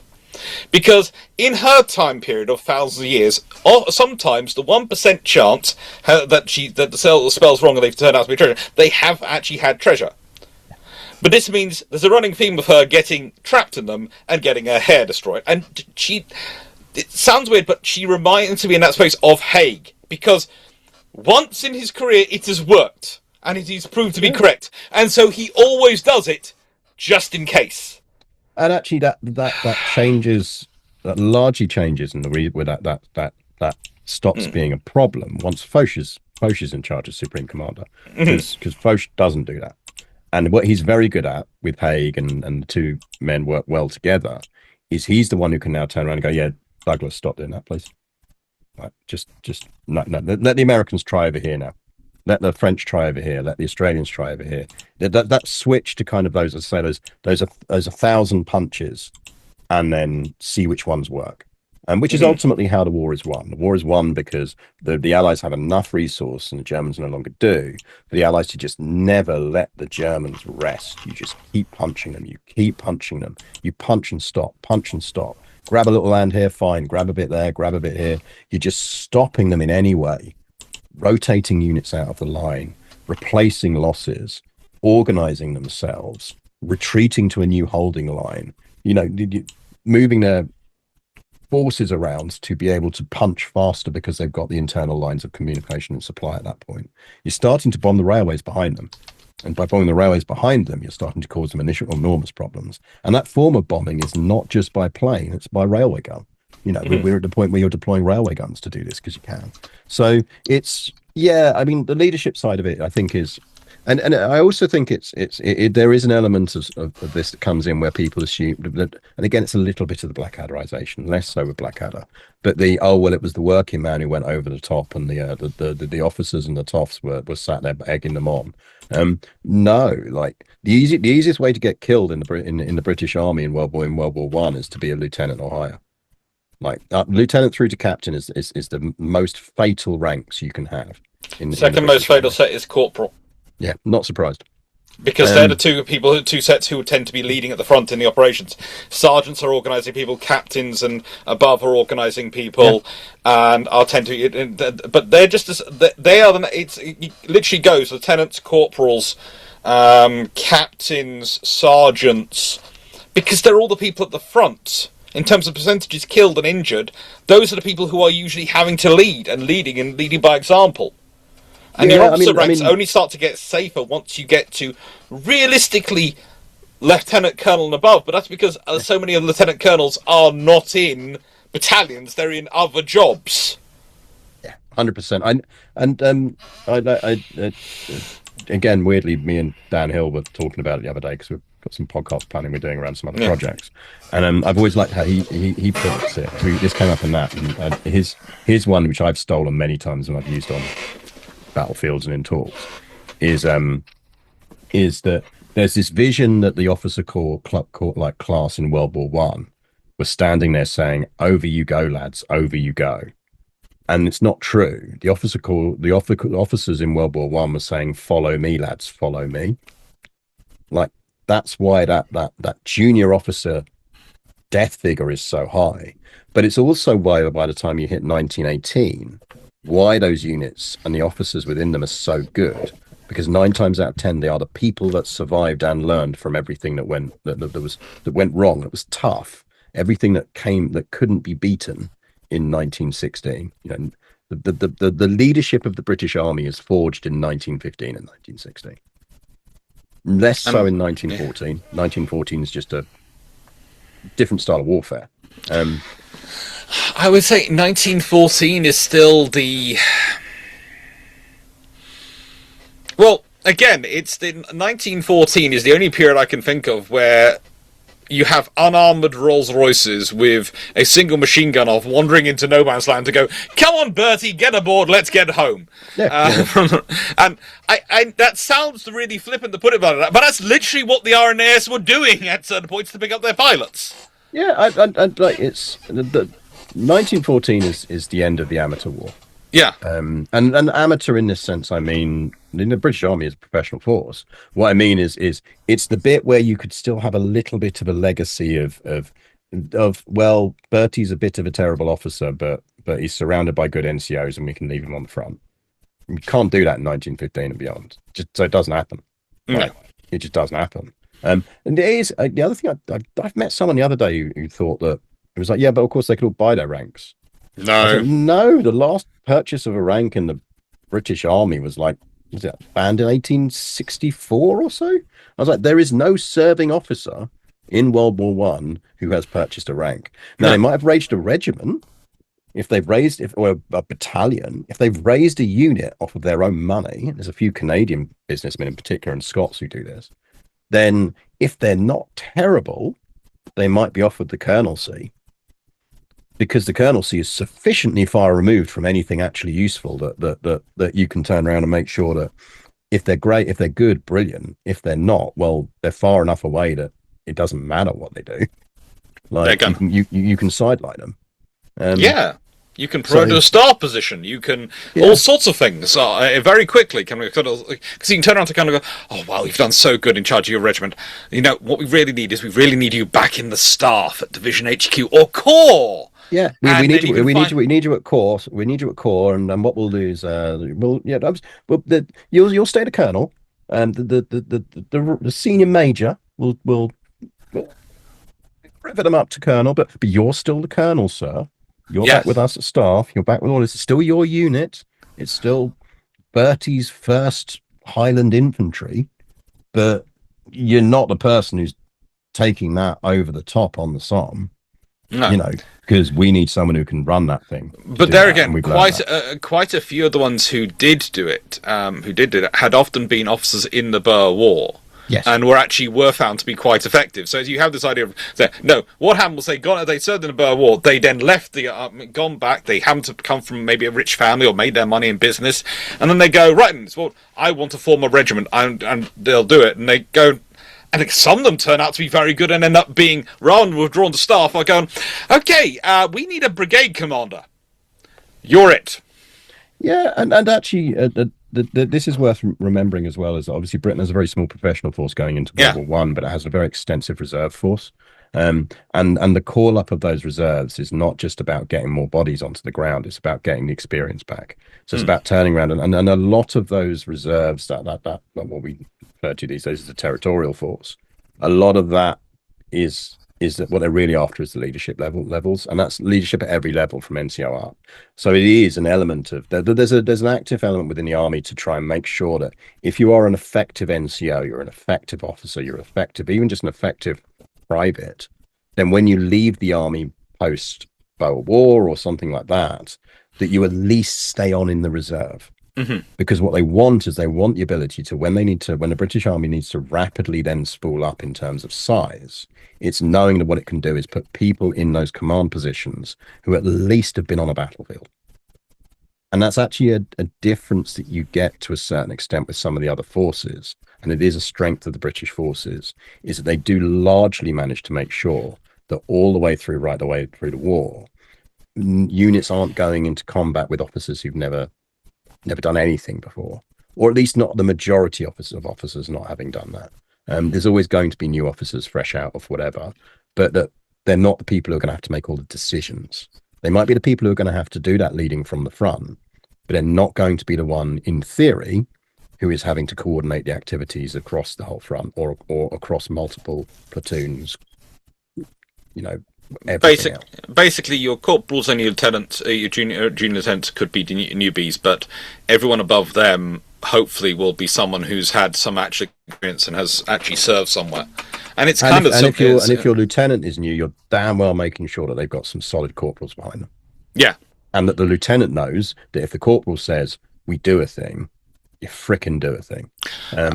There's a couple of really good accounts of that. You get that really particularly as you start to move into 1917 and 1915 and 1917. So 1916, you kind of get it, but like 16 is weird because of the Somme and everything else. But once you get into 17, certainly, there's interesting when you can find them. It's always worth picking up autobiographies of non-senior officers in World War One, ideally written before 1932, because you need them to have written it before Lloyd George does his hit job, because Lloyd George's hit job skews the national perspective on leadership in World War One. So that's what it basically makes Lloyd George the saint and savior, and everyone else the evil.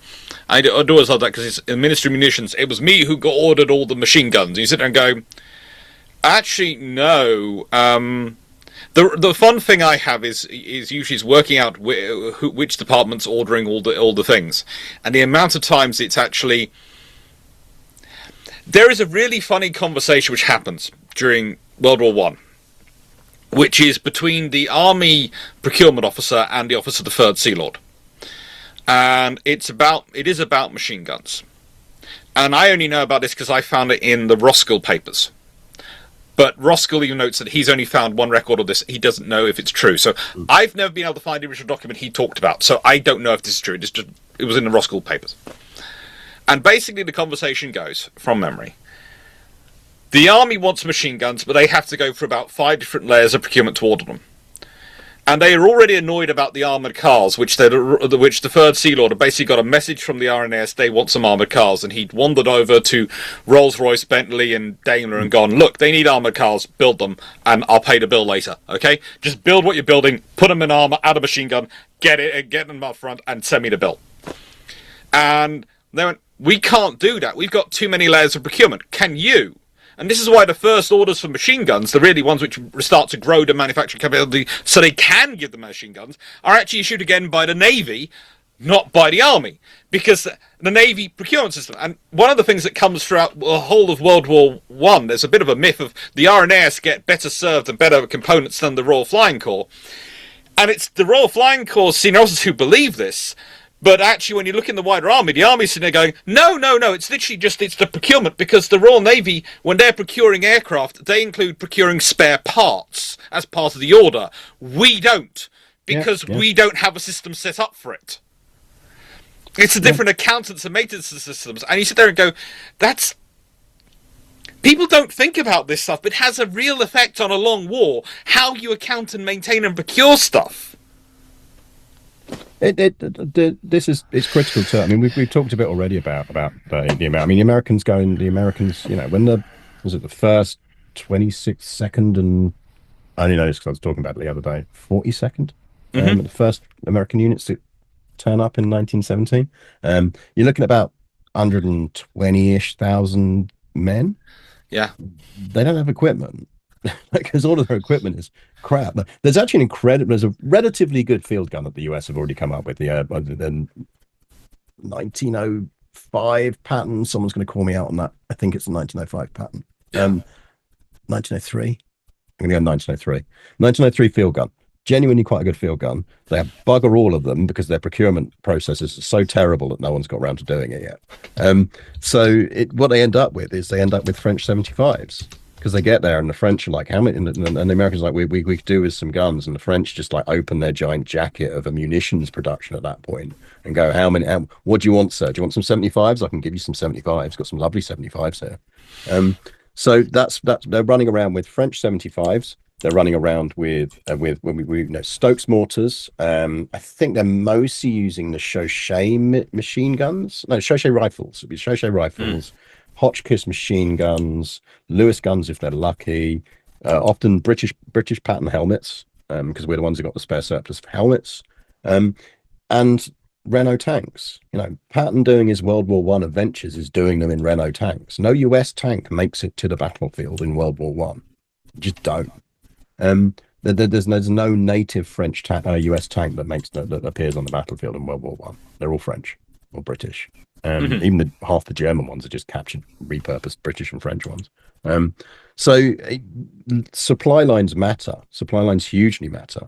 What the US is a vast untapped pool of manpower in 1917, and it's a vast untapped pool of economic production in 1918. Now, the reality is that the Allies never really need to tap that untouched pool of production because the war ends before they effectively can. US industry only really comes online in a considerable way to start rivaling what the French and British are producing in, let's say, March-ish 1918. So it's starting to carry a lot of the legwork by the time you hit the later stages of the war. But it's still ramping up, and that's one of the reasons the Germans know they're beaten. They can't beat the infinite resources that the Allies now have an infinite manpower and an infinite supply chain, and that's the US. Yeah, and they know they can't beat it. But it's not actually really delivering at that point. It's starting to deliver in terms of manpower. Those troops are getting better, as we talked about. They're getting very good very quickly. A lot of that is because they have an enormous amount of British and Australian officers on attachment. And what tends to happen in some of their earliest engagements is they go into combat. They go, well, what's taken the Australian unit will be pulling back in front of the face of a German attack, and you see accounts of this. And the American commander said, "Run away, hell! We just got here, son." And the Australians and the Brits be like, "Okay, cool. Have fun with that. What we're going to do is we're going to go 3 trenches back, wait until they've exhausted themselves, and then counterattack. But if you really want to stand in that trench and get murdered, have fun." Like, we tried that in 1916. It hurts. So they learn that very quickly. And more importantly, they learn it on an institutional level, because they lose a lot of the people in those initial attacks who make those terrible decisions and take those attitudes. But what they manage to retain is the staff knowledge. And what they do develop faster than anyone else is the logistical networks. They work out how to move supplies around faster and better than the rest of the Allies have done in the entirety of the war. I'd say again that's part because they're prepared to take from anyone, and they study everyone and go, okay, what do you have that's working, and we'll use that. Whereas the others are, to an extent, have been building on, modifying what they originally set up and then improving it. And the Americans don't have to deal with the legacy of the bad decisions made earlier when they're designing their logistics system. They can just set up their logistics system. And that is the benefit they have, is they can start bringing things on board. They don't have that legacy and they don't have that thing to overcome. No. So this is why you get what's the standard B Liberty truck. Like you're talking 10,000 of them. They start making that in 1917. They've got it on the battlefield and they're working. It's exactly what you imagine it to be. It's that open cabbed kind of truck. But they're the first ones who really do motorized, like, logistical movements in any level at which they need to be done. But to do that, they also need extensive people working on road quality, on expanding roads, on doing this, and they can throw the resource on that. Now, unfortunately, a lot of the reason they can throw the resource on that is because they're segregating their army, but like which is damaging them in other ways. But it does also mean that kind of they come in with those more almost better pioneer cores. So yeah, it's like the entirety of the war is just it's a network of myths. But beneath those myths, there is always a grain of truth. But what tends to be is, I think people always view the war through a window that it was always about that there was no technological or strategic or logistical changes between the moment people dug those first trenches in late 1914 and the moment the war magically ended in 1918. And that's just absolutely not true. Like, It's like the other fun you and I tend to have with history is the amount of time people tell you, "Oh, this weapon comes to exist in World War II or World War One." And you go, "Well, no, it was under development for a lot of years before yeah, that. yeah, yeah. A lot of this stuff is coming from developments which have been going on for a long time before that. Radar is the classic example. It starts off back in the 19th century with the first theoretical papers being written, and by the time it comes into service, it's sort of just about before World War II, just coming in the late 1930s. It's been something that's been being discussed for a very, very long time. And this is what you sometimes have to explain, is that the new technologies which come in, they're not necessarily new technologies, but they also are new technologies, because you can have something as a theory, you can have something as an idea that you are developing, and then how it actually turns out to be used is completely different. And ultimately, I think, and how you know you need to use it can be different. Yes. And in the decisions to do, I like if you took an American officer from the end of the American Civil War and put them into, let's say, the British Army in 1914 on day one of action up near Ypres or around that area, they, as a leader, are going to be probably not that much worse strategically than anyone who's sat there commanding in a British rank at the same time. You take that same officer and you put them into the US, to try and put them into a command of a US battalion or whatever else that's involved in the 100 Days Offensive in 1918, and they won't even recognize the warfare. And that's how quickly warfare changes between 1914 and 1918. I would argue that warfare changed faster between 19 and 1418 than it has at any other time in human history. I'd say to me, it's the mass effect. If you think about it, even with the factorization of the Napoleonic Wars, and there was factorization, that's why the Royal Navy, one of the reasons why the Royal Navy is able to do the sailing rigs they're doing, able to do the crewing of the ships they're doing, is because they've completely turned mass production in terms of their ability to produce all the bits you need for a ship. They can mass produce cannon, they can mass produce I'm trying to remember, blocks and tackle, all that stuff, rope, they can mass produce. That's why they can keep the fleet running. World War I is the first war where you've got mass production affecting every single aspect of warfare. I'm not ordering 100 of this, I'm ordering 100,000.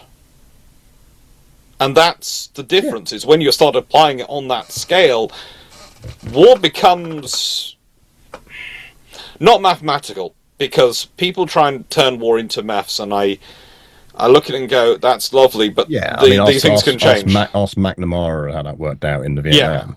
But I'd extend your metaphor. I'd say the Napoleonic period is the time where warfare goes from being about one item to 100,000 items. Mm-hmm. World War One is the point where it goes from being about 100,000 items to 100 million items.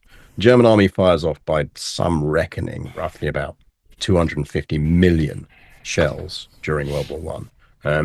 It's probably comparable figures for the Allies, for each Allied power, or close to it for each Allied power, because the Allies fired more shells.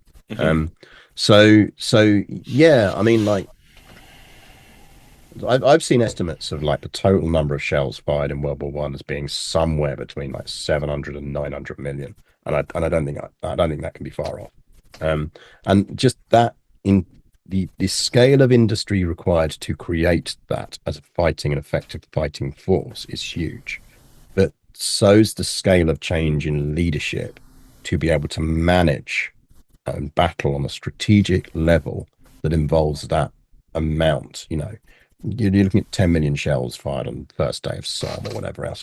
That's what you don't have at that point, is the analytical power or the quick response in information that allows commanders and forces to use the new industrial might well. They are really just hammering at stuff in the hope that something works to begin with. And the whole war, that 4-year period, is a quest almost to build into place the information architecture, the analytical architecture, and the strategic architecture that knows how to manage, react, and deal with that new level of industrial warfare. And that's, I think, where you sort of get some of the myths as well from World War One, because there are so many people looking for.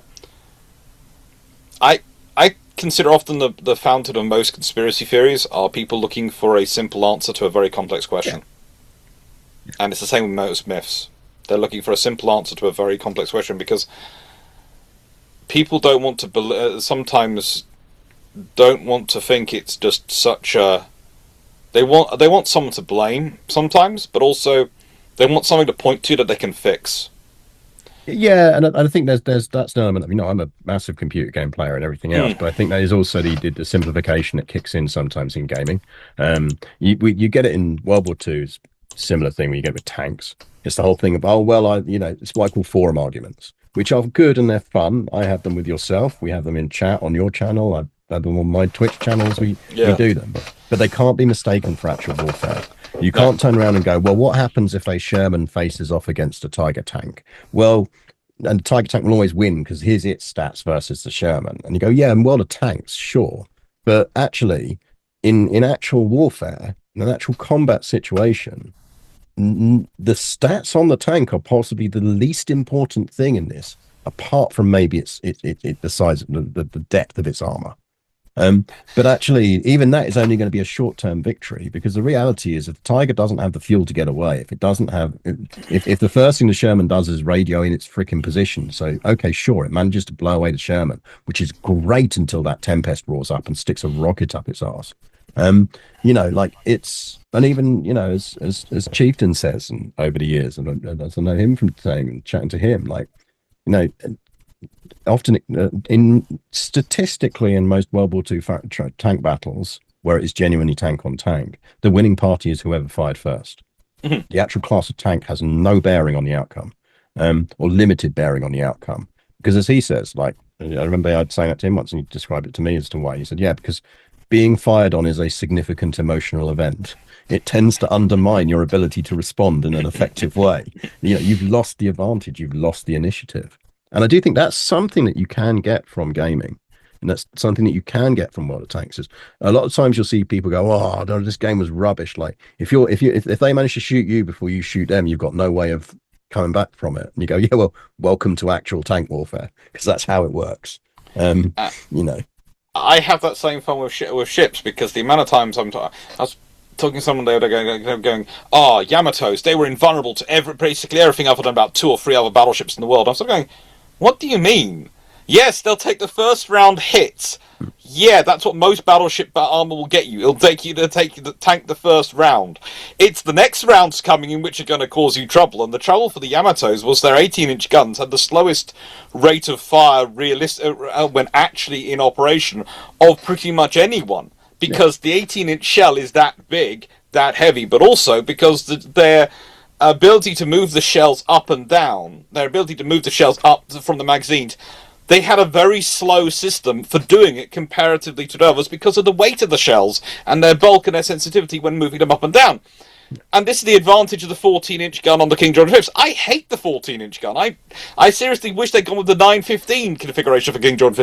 It would have made life a lot easier. The triple turrets would have been easier. The 15-inch gun would have been easier.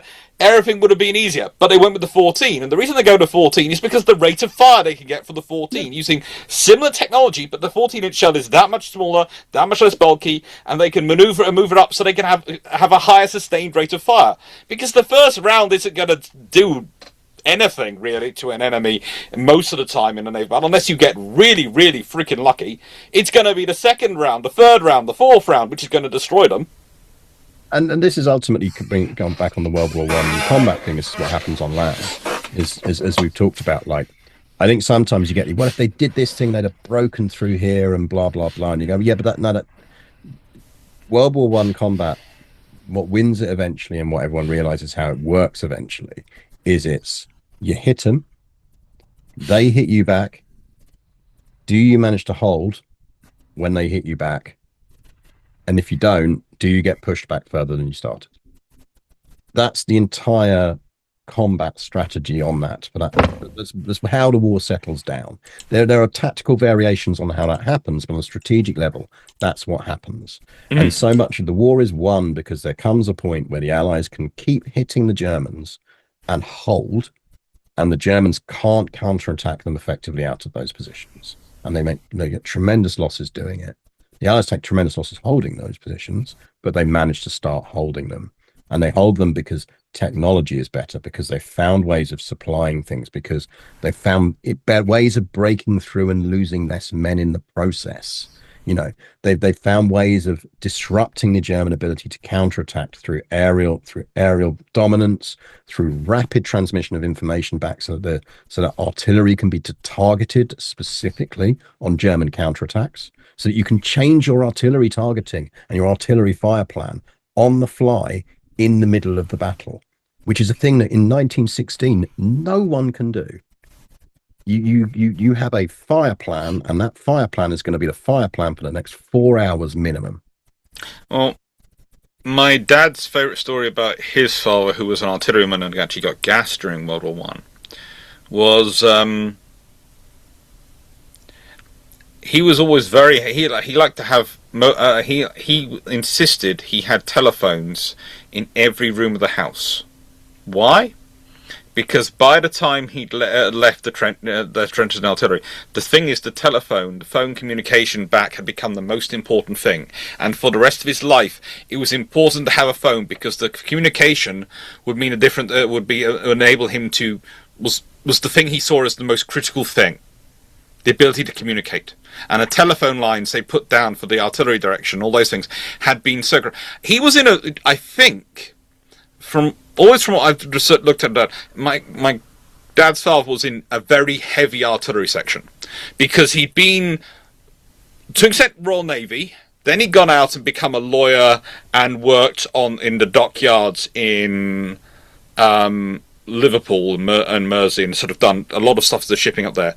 And then in World War One, he ends up in the artillery with the very heavy guns in the army, which does make sense, I think, when you're sort of thinking about it, because because it's a career, but it is a bit of a random career.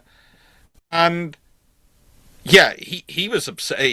My dad was always going. My dad actually inherited the same thing from him. He wanted a phone everywhere. He loved mobile phones when they came out. He was one of the first adopters of mobile phones. It didn't matter it was a massive brick. It meant he could always communicate. And they were obsessed with it, because that had been the big thing that allowed them to be helpful. Because I think his dad had seen it as, if I can respond to the fire, I can more help my friends at the front. If I can respond to what I need to do. It really becomes everything. I mean, the telephone becomes hugely important. I mean, in particular, like one of the big sort of hidden set of heroic figures, frankly, is people who are absolutely critical to the American effort when they first arrive, is the unit of telephone women running telephones in World War One. Hugely important. So it's like, I do many aspects of history, as you know, and everything else. I mean, a glance behind the shelf will show you the sheer variety to anyone who's not familiar with my stuff. Yeah. But World War One to me will always be where I started and where I find my most enjoyment, but I spend a lot of time, purely because it's so misunderstood. And weirdly, I'd argue it's less misunderstood now than it has been at any point in the last 50 years since Clarke wrote lines led by donkey stuff, precisely because it's distant enough now that those people who are interested in it, genuinely interested in it, or who have family in it, are far enough away from it that they can start to learn the real history of it, and reevaluate. And it's not with the emotion of, well, my granddad said it was like X. I mean, one thing we haven't talked about, which I absolutely love to mention, is the massive impact that World War One has on American sexuality, which is huge.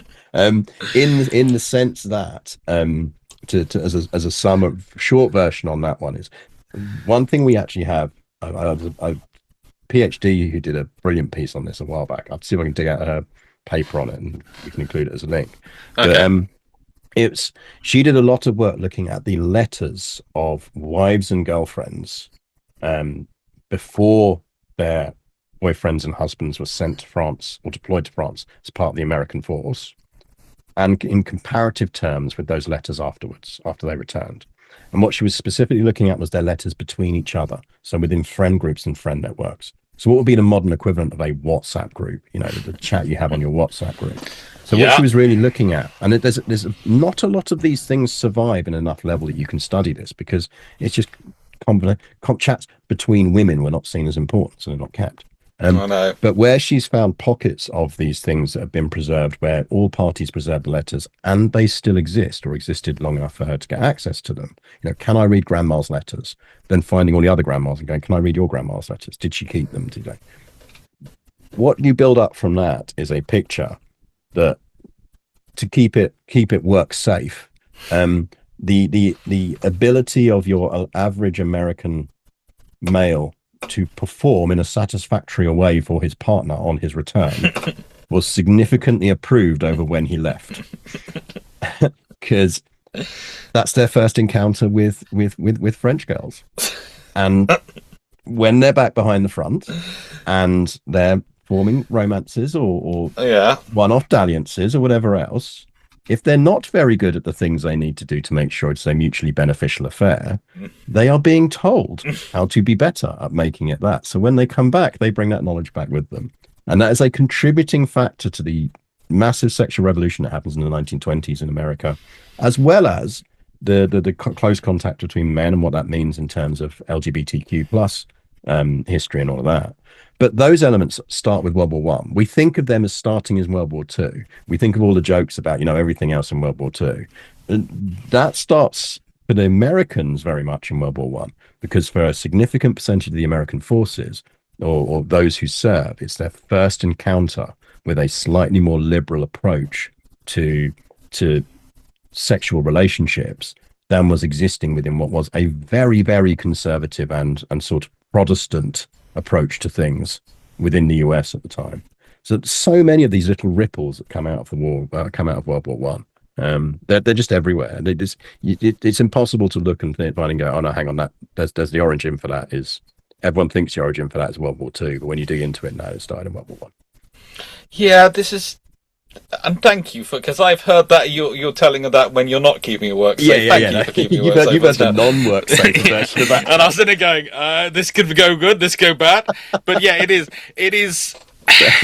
There are so many. Catch me in the pub at some point, viewers, if you want the non-work safe version of that. And by the way, he doesn't need alcohol to set him start it. He'll do it to tell you completely sober. The stuff he'll tell you when you've given him alcohol gets even more fun. But it is one of the things about World War One that is forgotten as a myth is how much nations do mesh together and do work together. Yeah. And I often think a lot of the misunderstandings that one of the chronic misunderstandings you have in World War II is a lot of the misunderstandings between nations are actually from the people who haven't met the others during World War One, because they're still holding on to the pre-World War One ideas of what each other were like. And you get a lot of the things of, it's like, King is always considered Anglophobic, but actually he's BT-phobic more than anything. Because he meets Beatty during World War One, he sees him conducting an exercise, and when he's losing, he finishes the exercise, and King goes, "You're a prat!" And I can understand that. Everyone can accept that. He's not anti-British or anti-Royal Navy. He's anti-people like Admiral Beatty, and that's unfortunately his impression. But when he meets officers who are definitely not like Beatty, he couldn't be nicer or more pro them. You know, he does. And in a similar vein, I've heard someone say the other day, like, oh, well, you know, the difference between World War One and World War Two is the leadership was much more effective in World War Two than it was in World War One. And I go, well, yeah, not necessarily anyway, but also now go find me a single one of those figures that you're pointing to as a leader in World War Two that didn't serve in World War One, because that's where they learn it. Why do you think they were so effective in World War Two? It's because they, you know, pick it doesn't, you know, not, and I'm not even talking at a senior level. Like, you know, you pick your Pattons, your Rommels, your Montes, your all of them, both on land and at sea. They're all they're all World War One vets. But yeah, but I would also argue that some of the biggest mistakes going into World War Two are based on World War One experience. Because there's Churchill's classic of "I'm going to." He doesn't believe the Navy's ordered and could have ordered escorts or be ordering escorts, which they were, and so he pauses the capital ships and carrier construction. And if you think about it, if that hadn't been paused, like they'd done in World War One when it made sense in World War One, but it wasn't sensible in World War Two because the treaties had meant they had all these older ships and didn't have enough new ones. That changes World War II dramatically because suddenly you don't have the King George V's being so delayed. You can send things like Hood off for a refit. You've got about 4 more carriers coming into service quickly. So that means Taranto's probably going to be a multi-carrier strike. All sorts of things happen, and suddenly World War II changes dramatically. And it all stops because Churchill learnt in World War One, you really need to pause capital ship construction to build enough escorts because the Navy won't have built enough escorts or ordered enough. And it's sort of a case of he doesn't expect the Navy to have learnt the lesson of World War One, when in fact they had, and they'd already got the Flower class, the Hunt class, and the Black Swans, and a load of extra destroyers on order in 1938-39. They'd already ordered them. And you also get, I mean, I always say that on land, the reason the Allies get so badly hit early on in World War Two is that on a tactical or lower strategic level, the one army that does learn everything it needs to learn out of World War One is the German army, because it's defeated. Despite the attempts internally within the German army to create that myth of undefeatedness, those happen at the very senior level of the German army that disappears very quickly after World War Two. They'll die. Now, by the time you're hitting World War Two, a lot of those the people who had led in World War One at a senior strategic level are gone.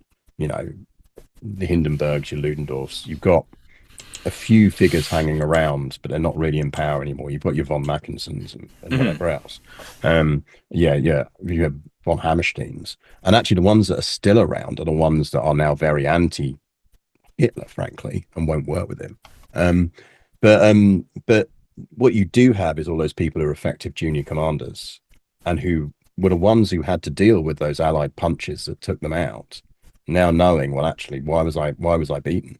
You know, strategically, the way the German army sets up its lower level strategic and tactical command networks in World War II very closely mirrors how the British and American bite and hold leadership style worked in World War One. So when they'd proven it in World War One, arguably it's the British army that forgets that was so important and has forgotten how to do it by World War Two. Oh, it is. It is, arguably. I would say the British army spends most of the interwar years fighting amongst itself about, you know, various weird things. The fact that they do manage to motorize as much as they do, and they are remembering the technological lessons, but forgetting the tactical lessons, because they're almost more concerned with fighting over who owns the tactical lessons. There's actual whole wars over Basil Littleheart or this person. You know, who's actually, you know, learnt the lessons best. And they're fighting over who the people are, not over learning the lessons. And part of that, I think, is actually again Lloyd George's fault, because ultimately, what one of the long-term and negative impacts that Lloyd George's approach to his writing and what he tries to push as being a senior army commander problem happens in 1932 when he starts pushing that as a thing, is that's exactly the time where you do not want people to not trust your strategic and planning level within your army, because you're at war with the Treasury now, because we're entering the Great Depression. No one's got any money. And if the politicians either don't trust the senior command of the army, or they have an excuse not to trust the senior level of the army because they know the public don't like the senior level of the army, there's a narrative there that they can play into, which is not giving the army more money. Yeah. So even if the army knows and where it knows it needs to reform, it's not given the money to do so because it just doesn't have the political sway anymore, because Lloyd George has just knocked its kneecaps out from under them because he's a fantastic writer. Yeah, the thing is, the Air Force survived because mostly they aren't mentioned in the book because they weren't there when the book about the period the book was written, and the Navy. To be honest, the thing is about the Navy is the Navy had already been dealing with the problem since because Jutland hadn't turned out like there's the whole myth of Jutland. It was supposed to be a glorious battle, etc., and all these things, and sort of the Royal Navy sitting there going, we've kept control of the sea. That's the thing we need to do. And then, then there's the losses, and you sit there and go, the loss on the other side. One of the things I always like to point out about the losses is that the battle cruisers should never have been near the fight, and if the Royal Navy had been applying its own doctrine, the battle cruisers would have been kept back and put to one side. That's what they're supposed to do. They weren't supposed to be in the fighting line, and the British still had more dreadnought battleships at Jutland than the Germans had battle cruisers, battleships, and pre-dreadnoughts combined. Are you suggesting that the battle cruiser force at Jutland was incredibly badly led? Yes. That's a horrible thing to say. Yeah, well, as well as not communicating with everyone and telling them what they're doing. But we'll leave that to one side. But the real thing, you sit there, you come from it. Navy, is Navy been wrestling with that from almost the end of the war, and had already been working on how to deal with that and showing people how they were dealing with that on the lesson of Jutland, and Jutland not being the decisive victory. So to an extent, the Royal Navy had the advantage that when the armies had their kneecaps taken out, the Royal Navy's already been dealing with it and arguing this for about 15 years. And also, that's when Admiral Henderson comes to power. And of course, he's the guy who, in World War I, managed to write the paper which convinced everyone to adopt convoy operations. And people always go, it was a naval battle. No, it's also a political battle, because you have to get funding from the Treasury to build all these escorts, to build these ships. So you can't just... The Royal Navy didn't want to implement convoys without escorts. Because what are convoys without escorts? Targets. They're collections of targets.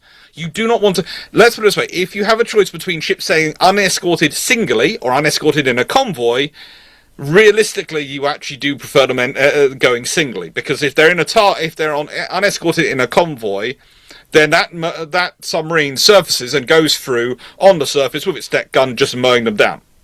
And if you want proof of that, look at the Mediterranean. That's what it happened a few times. When there wasn't an escort. I mean, it's Luther makes a absolute career thing of that, because what he tends to do is actually just hang around outside of ports and wait for a bunch of ships to leave, and then he'll just harass the convoy all the way if it's unescorted. Yeah. But I mean, the RAF, I mean, we're wandering into pre-World War II now, but the RAF's big bat as well, always worth remembering the RAF. The RAF has no money either. It gets some money because it gets money for bombers, because everyone cares about bombers. It gets very little for fighters. I mean, the level of fight that Dowding has to put in to just prove that it's worth having a fighter command. This is a man who, to build Chain Home, he has to sign a written note promising that it will not disrupt the grouse hunting in the area for all of the landowners and senior. It's the only way he can get permission to build it, is that the RAF will he will personally compensate anyone for if it ruins their grouse hunting. And by the time of the outbreak of World War II, he's spent so much of his own personal political capital on setting up that infrastructure that his career's already toast. It doesn't matter. He's going to win the Battle of Britain. His career's toast. It's crazy. One of those things you always have to remember with the Air Ministry is it gets captured. For many years, it's actually quite a good organisation. Then in the 30s, it gets captured by the bomber. Bomber mafia, will always get through. Mafia, and that's the problem for the Air Ministry. And I often try and explain to people, it's not Navy versus Air Force. It's not Army versus Air Force. It's not Navy. It's the Navy versus the bomber mafia, often arguing on the side of Dowding, because often you find it's Dowding and Navy ganging up on the bomber mafia, because who are the two groups who need single-engine aircraft? Yeah, exactly. It's the Fleet Air Arm and it's Dowding.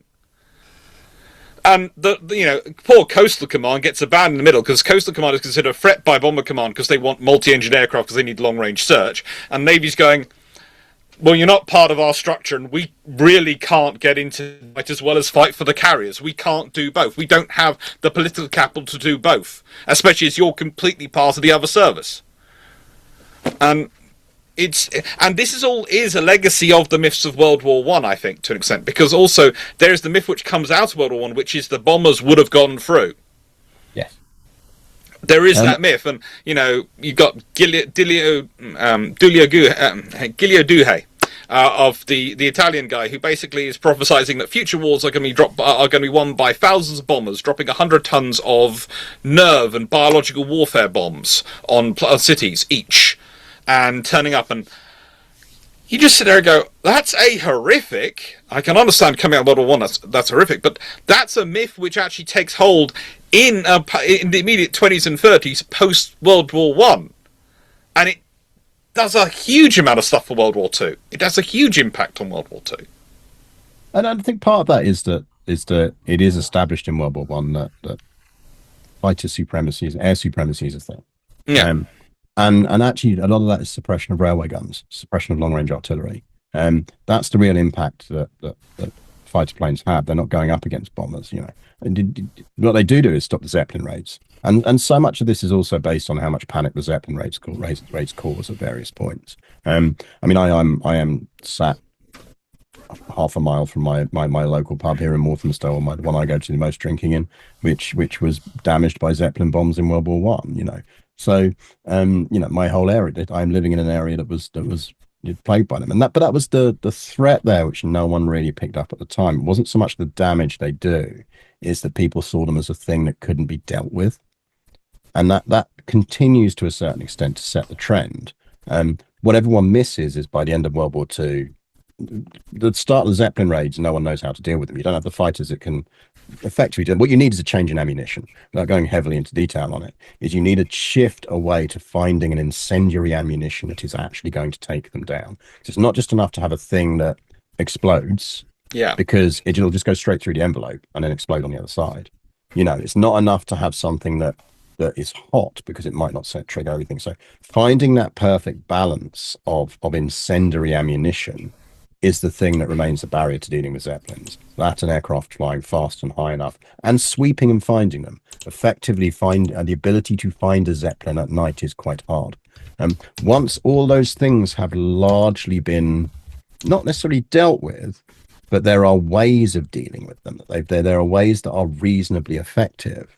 The Zeppelin problem disappears, because now you have ways of countering them. And the level of resource necessary for Germany to invest in doing that kind of thing, it's no longer worth it, you know.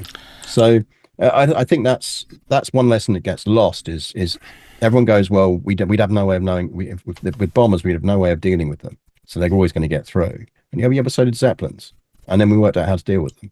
So this is exactly the same thing, you know. No one wanted to take that logical leap of going, well, yes, if we can't work out how we will get up to catch those bombers on day one, we will know how we will catch them by the end of year one. And actually, that's why so much of this discussion in bomber terror in World War, I did a paper on it ages ago, but is almost always coupled with a window of going, and the bomber will end the war quickly. Because the moment that you don't see the bomber as ending the war quickly, you then have to answer the question of what happens a year on in, when we've worked out how to do radar, how to do night fighters, how to adequately patrol and move away from Douglas Bader's big bloody wing.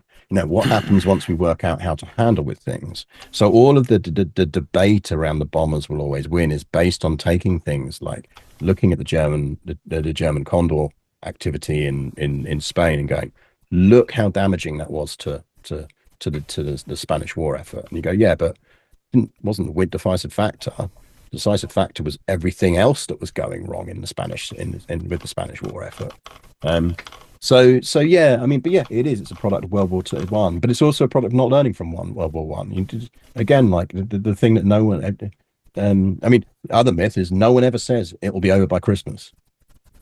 There are entire years worth of study people have done on trying to find where that comes from, and it just doesn't come from anywhere.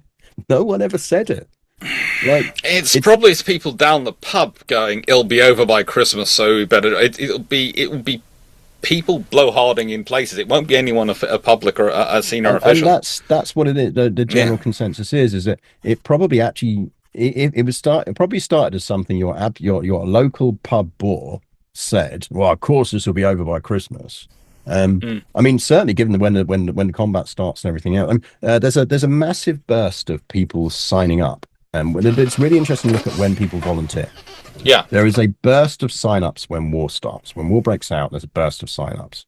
There's a second burst in early 1915. Those people are not signing up because they think it's going to be over by Christmas. It's very obvious by that point it's not going to be over by Christmas. Christmas has already passed, but you're a long time from the next one.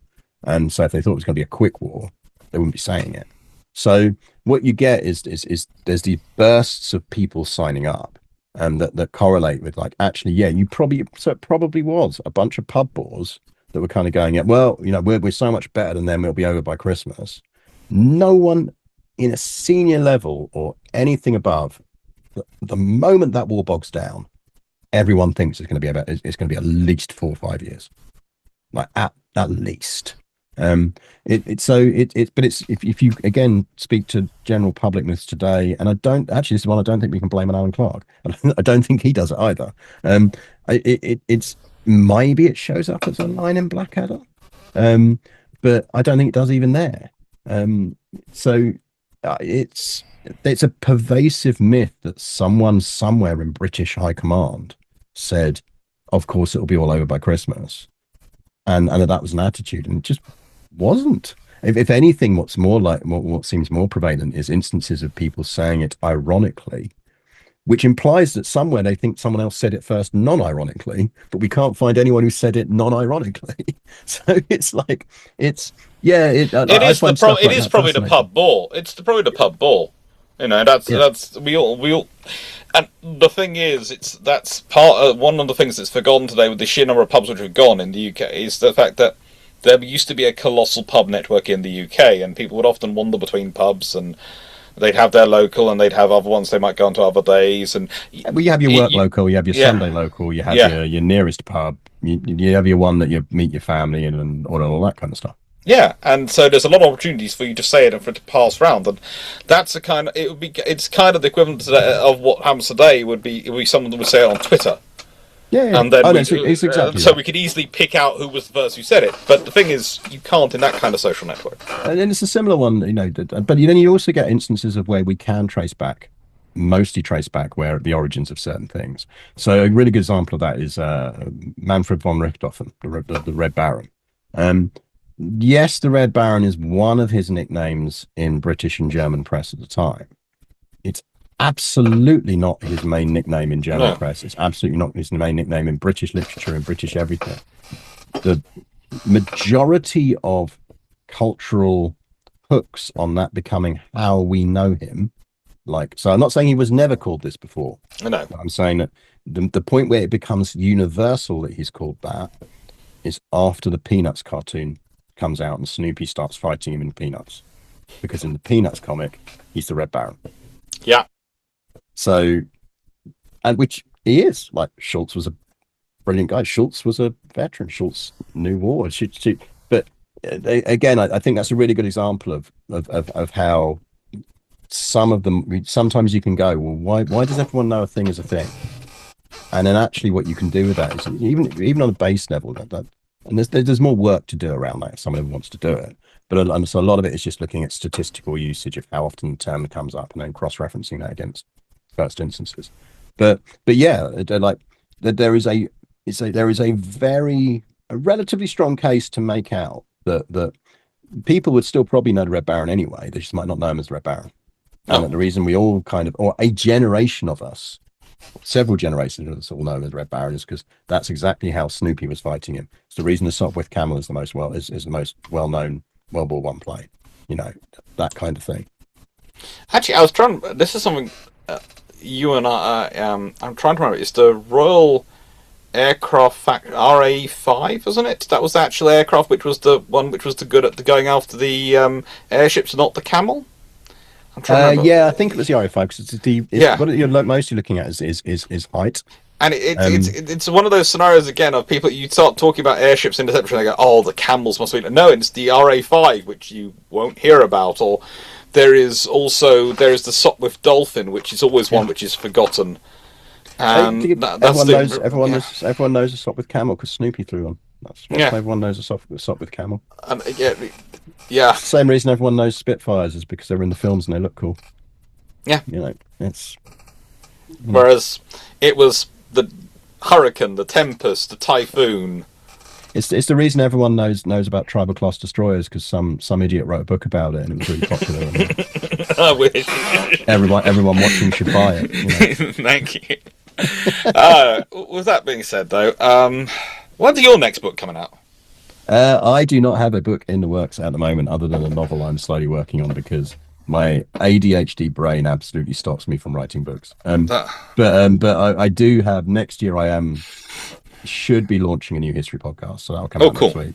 But yeah, in the meantime, obviously, as you know, I like it. People can find me on Blue Sky. I'm on Twitch doing my historical gaming and ranting about history on most Sundays and I, Mondays as I, I, Darius the I, Brit. But I was noticing the other day because the other day I was playing Shogun and you were playing Crusader Kings and you were doing stuff in Japan. I was going, shall I beep him and go, shall we do this as a joint stream? Because it would be interesting to compare the two of yeah, I mean, Shogun so versus my yeah, so CK3. my current one, which I think will be done by the time this is out, but is yeah, there's no rule that says a woman can't be shogun of Japan. No, It's there just isn't. no one ever managed to do it. So my current Crusader Kings 3 campaign has been getting to a position where we have a woman as shogun of Japan, which is almost done. We'll probably pull it off in a generation or so. But it's all a bit air barred. It's like there's no rule that says a woman can't be shogun, so let's go ahead No. and do it. But yeah, so that's my stuff. That's where people can find me as always. And I hope people know where to find me, considering they're watching this on my channel if they're watching this. So I hope they know. But no, thank you for being here. Thank you for doing all this. And yeah, thank you for giving me. Well, originally put in 2 hours. We've gone well over that. Yeah, I've got my new graphics cards just turned up. So after this, I will be slapping my 9070 into this machine. So we'll see how well it will run with it. Yeah, you have to tell me how it does, because I've got to get a new one for this. I have got to get a new one for my PC because it is. I love my 3060. It's a very good 3060 XTI, but it is a case of it's starting to show its age. Yeah, same with mine. Mine's about the same generation. I was like, yeah, no, I need to. I've just started playing it. Europa Universalis 5, and I'm like, yeah, no, I need a better graphics card. So let's go in there. Anyway, thank you. No worries. Good to Insane. chat. We will do this again, I'm sure, sometime. We will do. Next time we do Napoleonics. Next time we do Peninsula. That'll be the fun one. Oh, that will be. So, I really hope you enjoyed that. I always finish videos off a question, and this is not going to change in this video or any of these sort of videos, but so the question that's going to come out of this is, what else would you like me and Gareth to sit down and chat about? Would you like us to have a chat about other things? Because the thing is, we are both kind of generalists in our history approach. I'm a naval historian, and as I've said before in the past, being a naval historian, the joy of it, especially at university, is whilst you have areas you know very deeply because they're your areas of research and study, you have to know pretty much every area to a lesser or greater extent. And you have to have notes. And yes, you're helped by that because we often have generic notes that you pass on. I remember when I started my PhD thesis at King's and I was doing teaching, one of the other colleagues just went, oh yeah, here are all our generic notes, and I then modified those and used those, and I've used those notes for some of the videos I've done over the years, honestly, on the YouTube channel. In fact, a lot of the videos I did in the early days of the YouTube channel were literally me taking those notes and modifying them a bit, my teaching notes, and then just doing the video.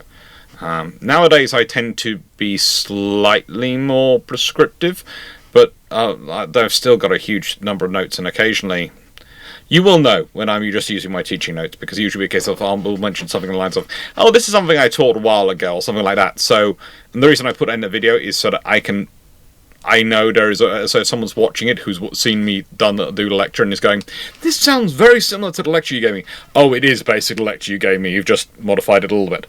Yeah, that's it.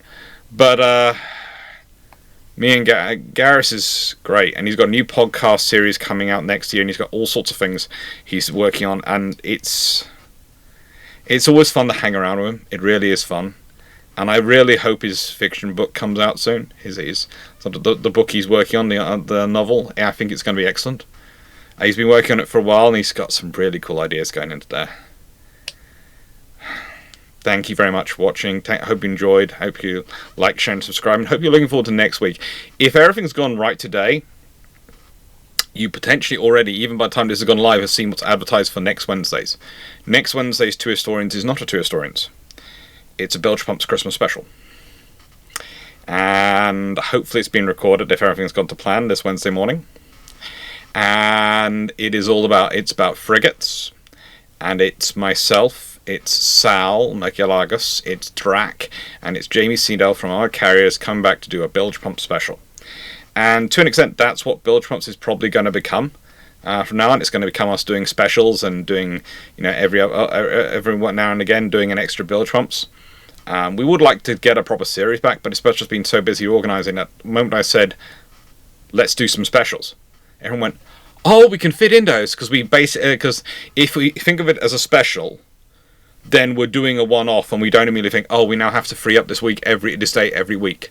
From now on, we can just go, oh, we'll do a one-off. And I hope you will like the specials, and the specials will appear on this channel.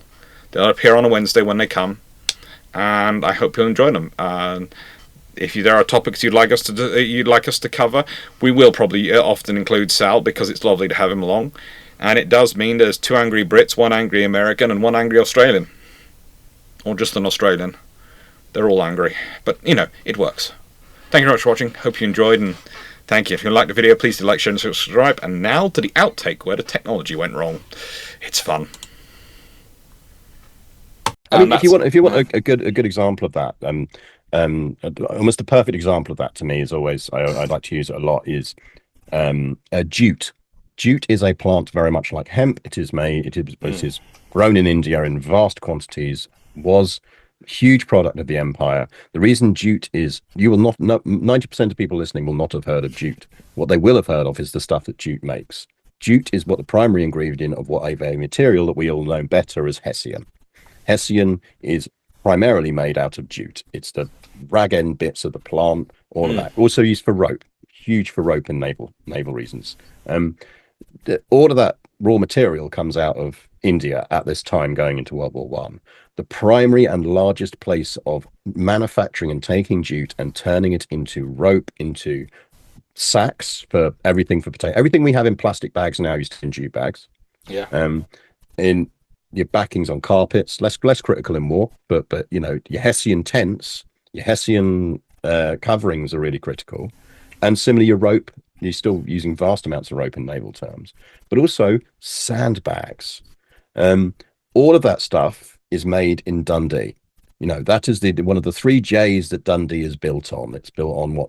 Journalism and jute. And so